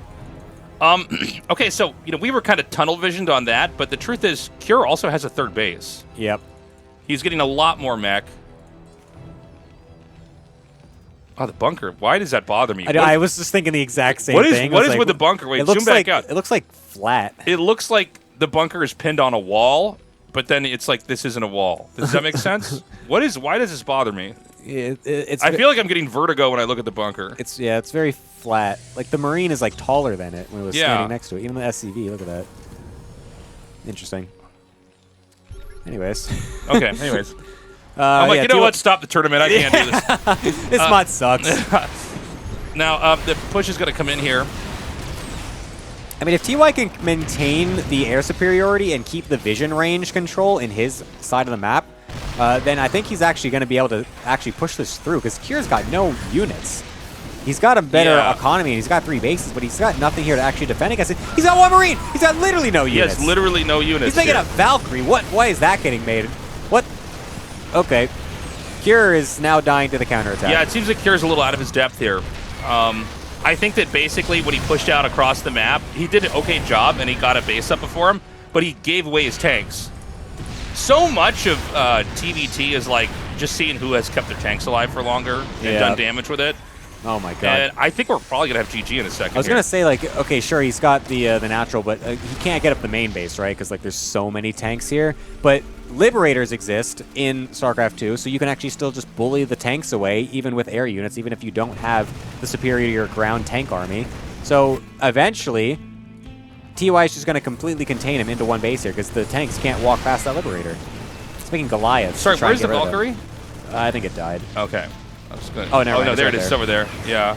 I mean, the Valkyrie, I think, is actually going to be way better in this mod than it is, in the StarCraft 1 mod. Or the StarCraft 1 game, excuse me. Unfortunately, it's only 1 versus a couple of Vikings, so... This game is over. TY is cleaning up. There's the Goliaths coming out, trying to deal with these Vikings, but...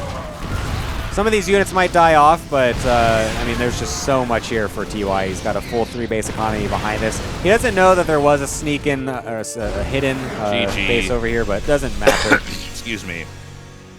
Very nicely done. GG, gamers. That was a great match.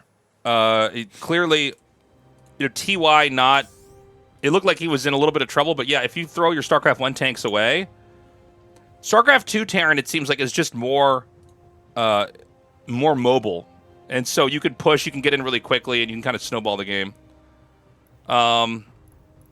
So, this is the final match, guys, the ace match. It's a best of 3. Kier needs to win now With StarCraft 2 Terran versus TY's StarCraft 1 Terran, let's not forget that we already saw a TVT with these guys in that TY just went mass ghosts. I don't think that's going to happen again. I don't know why he didn't make any tanks at all. You really think he's not going to go mass ghosts again? What makes you say that? Well, I mean, I'm okay with it if he does. It was kind of fun to cast. Yeah. I'm really enjoying casting these guys. It's fun. You know, it's very much an exploratory cast. It brings me back to the early GSL days where it's just like, yeah, all right, like, I don't know what's going to happen. I don't know what's going to happen. Let's just do it. I'm not going to pretend that I do know. Let's just see the good players, you know, duke it out. Yeah, it's just cool to see like what the evolution essentially becomes. Like, you know, yeah, what ideas will come out first, what rushes maybe are too strong at first or something like that. Will they be able to actually develop and learn how to deal with everything? Okay, so we're going to get our players in the game. Make sure they're on the right races. Yeah, yes. Cure with SC2. Yep. All right, chat. We're going to go into this next game. If Cure can win here, we're going to go to the final match. Yep. But right now, TY just needs to win with StarCraft 1 Terran here versus Cure StarCraft 2 Terran. And I mean, he made it pretty close when he was massing ghosts, so maybe if he just plays normal, perhaps this actually will just end up as a 2-0 for TY in the ace match, and it ends up not needing that final map. We'll see. Appreciate the subs, Ezra. Thank you so much. And guys, thank you so much for joining us. This has been a really fun day. Again, sorry we had a couple hiccups at the start of the show, but when we do this again, I think it's going to go smooth and easy. Yep. And shout-outs to Caster Muse and Crank for wrangling the Korean pros and covering this in Korean. Shout-outs to Indy for casting this in Polish. Shout-outs to Realms.world for sponsoring it. And shout-out to Tasteless's cat for keeping me entertained when I'm shout-out to the cats for being cute and fuzzy. Exactly. So, we've got Cure... Sorry, that's TY in the bottom right, StarCraft 1 Terran. And Cure in the top left, StarCraft 2 Terran. And, will these games be uploaded on YouTube? Yes, chat, they will be. You can sub to my YouTube. So, I am really curious about the role of mech in SC1 versus SC2 Terran. And who's actually got better mech? We know that StarCraft 1 siege tanks are technically better, but, you know, StarCraft 2 siege tanks, they start out with siege mode right away. The mech army for StarCraft 2 is very fluid. In fact, I don't even think you necessarily have to go for mech in StarCraft 2 versus a StarCraft 1 mech Terran. I think you can go for Marauders and Marines. I think Marauders kind of solve a lot of the problems that Bio had in StarCraft 1 mech. I think that's literally why that unit was designed that way. Yeah, I mean, I'm also curious because, like, for StarCraft 2 mech, I was talking a little bit before how they have Liberators in StarCraft 2, so if you get the air superiority, you can actually just continually push their tank line back, so it doesn't necessarily stall out like it would in Brood War TVT, where they're then just kind of waiting for, you know, mass, like, they do, like, mass drops everywhere, and then they get eventually, like, battle cruisers to bust through the tank lines and everything. So that doesn't actually have to happen when it comes to StarCraft 2 mech. So if they do end up going mech versus mech, I really want to see them go mech versus mech. I want to see, like, just full on a macro mech versus mech game and see what that interaction actually plays as. Is that trap that? What am I looking at? Yeah. Kira's got... Oh, the Marine actually came out just in time to be able to deny the SCV, even though it was in that little corner away from the other SCVs. But the Reaper will still be here. Will it be able to actually kill off 2 Marines by itself with good micro? We'll find out. I mean, I think it will kill that. He didn't cancel the bunker. Oh my god, that's crazy. Second Reaper will join this as well, so we'll see if he wants to YOLO up here. He's got 5 Marines out for now. I feel like this shouldn't be able to do too much here. Even with Reaper grenades, I think this is too many Marines. Let's see. Oh, we actually moved the Marines down, so that will allow them to get into the main base here. We'll be able to pick off one for free. Second one also getting killed off here. Could this snowball a little bit? We'll find out. I'm getting a little bit worried here for TY. You know, you could really see that StarCraft 1, you never had to deal with anything like a Reaper. You know? Yeah. Like, you basically just figure out where the entrance is and seal it off and play. I think it's not too bad for now. I mean, he's going to go into bio again, which is kind of interesting. I can't believe he's doing this. This is so crazy to me. Okay. I think he can make this work, though, but he has to do it with some mech. Yeah, and not mass ghosts. I mean, I think some of the mass ghosts are okay, but I think you can't only go mass ghosts. Yeah. The ghost, you know, it's funny. The reason why it's not popular in StarCraft 1 is A, because it costs the same amount of gas as a tank. Does it really? Oh my god. Yeah, it's like 100 gas. And then it is, it doesn't do almost any damage. Yeah. It's got long range, but it's not actually, it's, sorry, 75 gas, somebody corrected me. But that's basically almost a tank. So, and then it, you know, it doesn't do that much damage. It's slow. It can cloak, but that doesn't really matter because it's not doing a lot of damage to begin with, right? Yep. Lockdown's a hard ability to use. Now, I think TY is using it because it's a StarCraft 2 interface, because it's, obviously this is an SC2 mod, so you can actually chain lockdowns together without them all shooting one lockdown at, you know, like a battlecruiser as an example. Yeah. By the way, today in the SC EVO matches, we really didn't have a lot of like endgame air fleets. We didn't get carriers. We didn't have battlecruisers. We never got broodlords. Yeah. Which is interesting. I kind of thought we'd have more of that.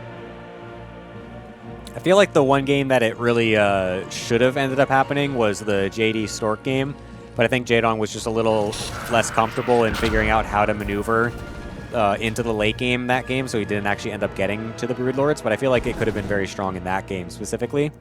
But it seems like, yeah, like the way that the games are being played out, it's like, it seems like the players don't know exactly the right times to transition into the later stages of the game and when to get their higher tech and whatnot, and whether or not that high tech actually is even good or not, because like Brood War carriers are not in the same realm of StarCraft 2 carriers, and that like you can't just like mass a bunch of them and just A-move and just beat everything if they don't have the right things to deal with it, like you kind of can in StarCraft 2 a little bit. So I feel like certain situations they're just not really sure yet. Maybe are just more comfortable just kind of playing out with these mid-game armies more so. Okay, so one thing that I'm seeing here from TY is that because he goes bio, he is able to take a third base a little bit faster. He's already got this third command center set up. How many barracks does he have in his main, by the way? Oh, wait, they're both going to go for bio. Oh, wow. Which I guess isn't too shocking. StarCraft 2 bio, I think, just makes sense. It's like a good comp. Again, for those of you that just watch StarCraft 2, you got to understand, StarCraft 1 Terran versus Terran, it's all mech. And it's a very rigid, kind of long matchup. And so it's pretty intriguing that TY, who may be the best SC EVO player, like for both of the races, seems to want to go for bio versus SC2 Terran. Yeah, it's very interesting. I mean, I'm curious how he's going to play it as well, because I feel like with medevacs in StarCraft 2, the maneuverability and drop potential is so much larger, and so there's so many things that you can do with the actual bio army, whereas TY is going to just have to essentially rally giant groups of units to different sides of the map and try to out-harass that way. So if the game ends up going to that stage, I'm curious what ends up happening with those different types of interactions. But Cure for now is just kind of set on stabilizing his 3 bases here, as he did get that fast 3 CC, but wasn't able to actually land it just yet. Now with the 2 medevacs finally being out, will try to do that, but apparently, you know, getting scanned like that, a little bit scared, doesn't want to just run away with half of his army there. We're going to see we're going to see Irradiate onto bio. I can't believe. Oh my god. So we call this style that you see here, it's SK Terran, where you're getting science vessels and bio on the ground, but you use that versus a StarCraft 1 Zerg. By the way, guys, there's 5 million won prize pool on the line here. So, like, this is not just like, you know, people messing around. This is they're playing to win. They're going to try to bring their best stuff out here. But you know, Irradiate seems to be really good in the mod.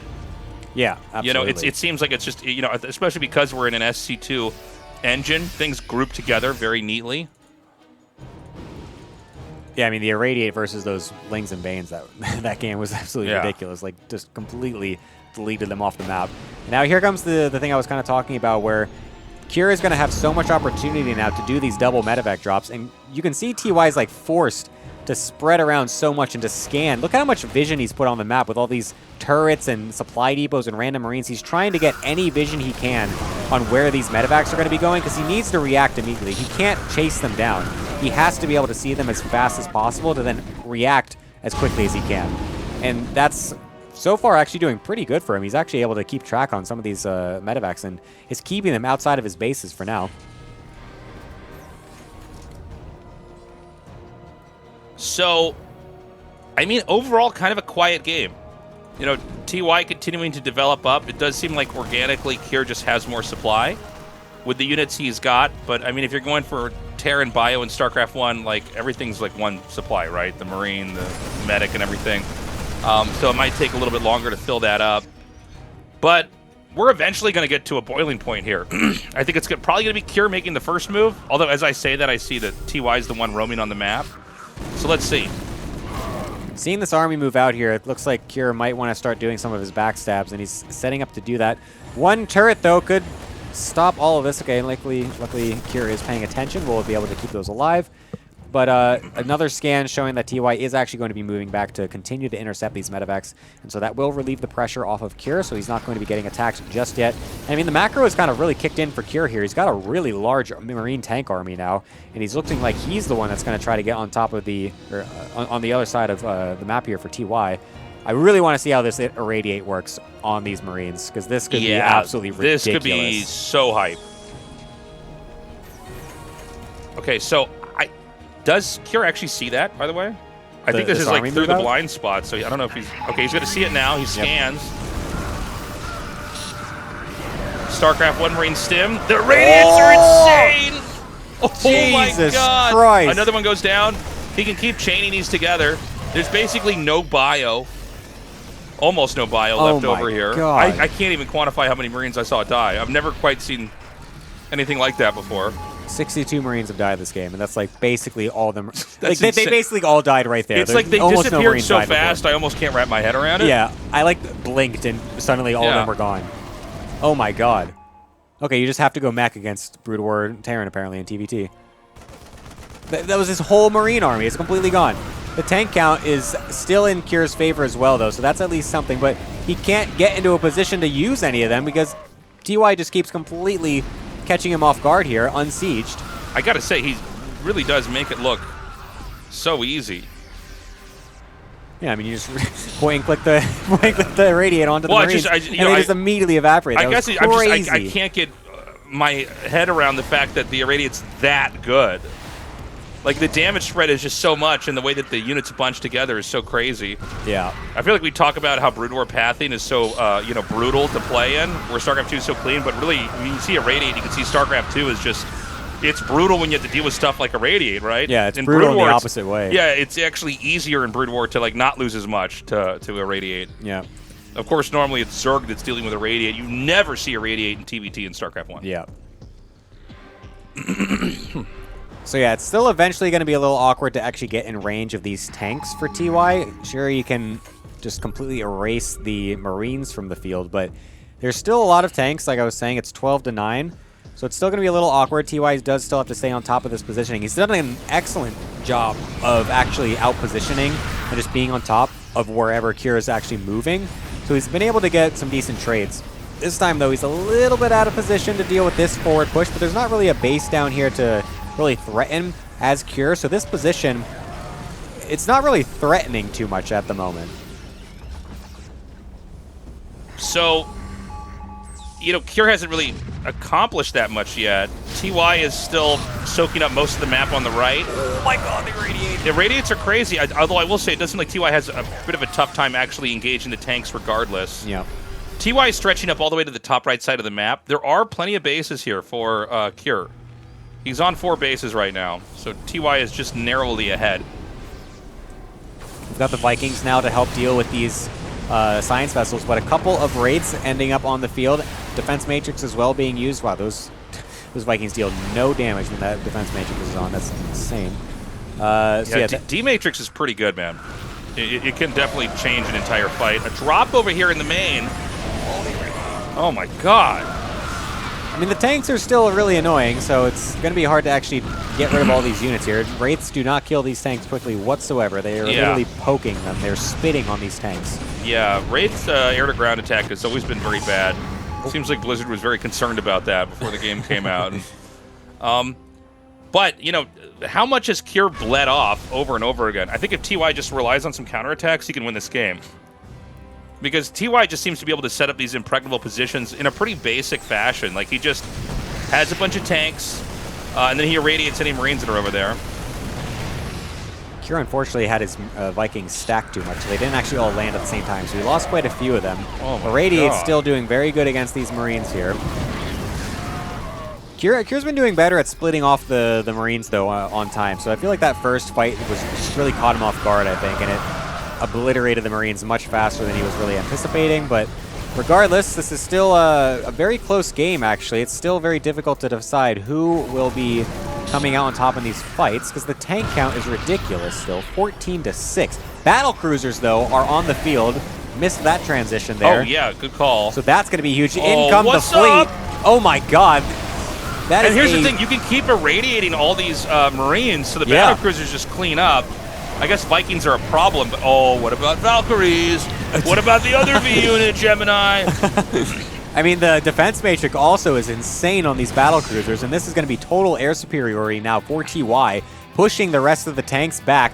The question was, could he deal with the tanks? And now the answer surely is yes, as this is a massive amount of air superiority. He's got more VCs coming in the backlines as well. The Marines are now able to get on top of some of these tanks now that they're unsieged. Oh my God, the irradiates are so nasty. It just shreds the position, and then the battle cruisers. God, TY has such a good understanding of this matchup. And keep in mind, once the tanks fall, that's when the ground army can come in here. These tanks unsieged are going to be a pretty easy point of entry. Battle cruisers are actually kind of sharing the damage in such a way where a lot, only one's been picked off. I think that's going to be GG. Yeah, this is just excellent maneuverability and just understanding of how this works. GG is called. TY will take it in the final ace match. Excellently done. What a god. What a legend. He really is the master of both games. He is, as they say, a good gamer. That was sick. I really enjoyed that. Guys, thank you so much for joining us for the Tasteless Time Warp show match. Again, special thanks to Caster Muse, Crank Indy for casting, and of course for the Creamcasters for kind of wrangling the pros for us. Thank you to all the pros that showed up. Thank you guys for showing up, Gemini. Good to have you here, man. Of course, man. Thanks for having me along. It's been super fun to cast some of these. I mean, like you were saying, it's really cool that some of these players even came out, like Jaedong, Stork, Mini, I mean, Solar. He's got plenty of, he's getting ready for Dallas and stuff like that, too. So it's really cool to see some of these players take their time for something that is still kind of essentially just a fun custom game mod. Like, it's essentially what it is. But with some pretty sick prize money on the line from our awesome sponsor.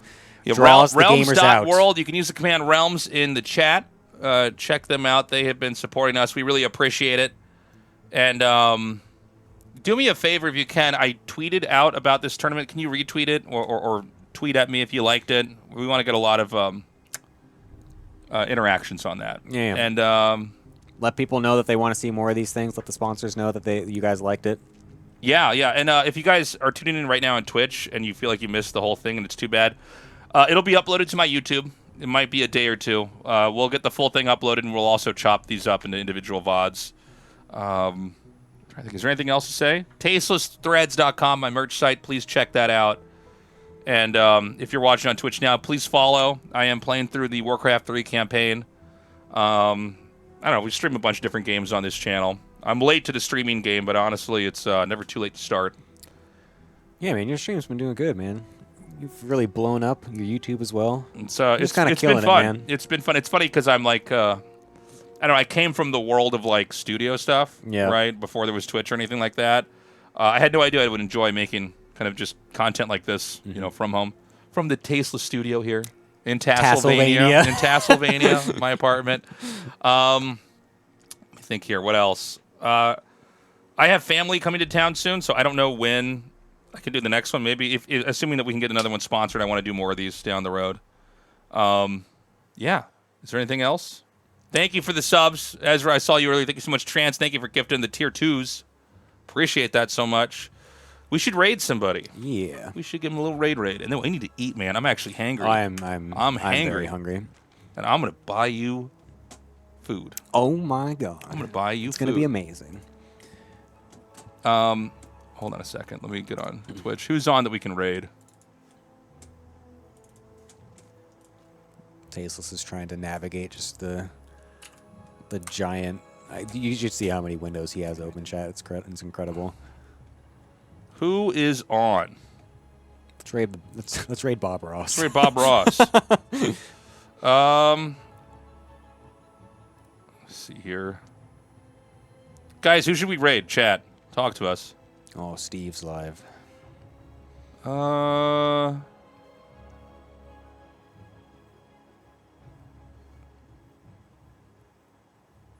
Who will Tasteless raid? Well, here, click StarCraft 2. See if there's anyone else streaming. Yeah, that's StarCraft a good 2. idea. Who else we got here? I guess we can raid this. I don't know who this person is, I've but never seen them before. there's either. someone streaming at 2.3K viewers. Wow. Is this StarCraft 2? Yep. Okay, we'll raid whoever this is. Press yeah. Guys, be nice to the person we're going to raid. I think it's a French language stream. Nice. I know you guys love French. Yeah, you guys are all right. definitely fluent in that language for sure. Be nice to the person we're raiding, guys. Thank you for everybody for watching, and yeah, stay safe out there. Don't lose to cheese on your ladder. Don't lose to cheese on ladder. And I'll be back streaming on Tuesday. I love you guys. Bye bye. See you later. Tasteless a Gemini out. Wow.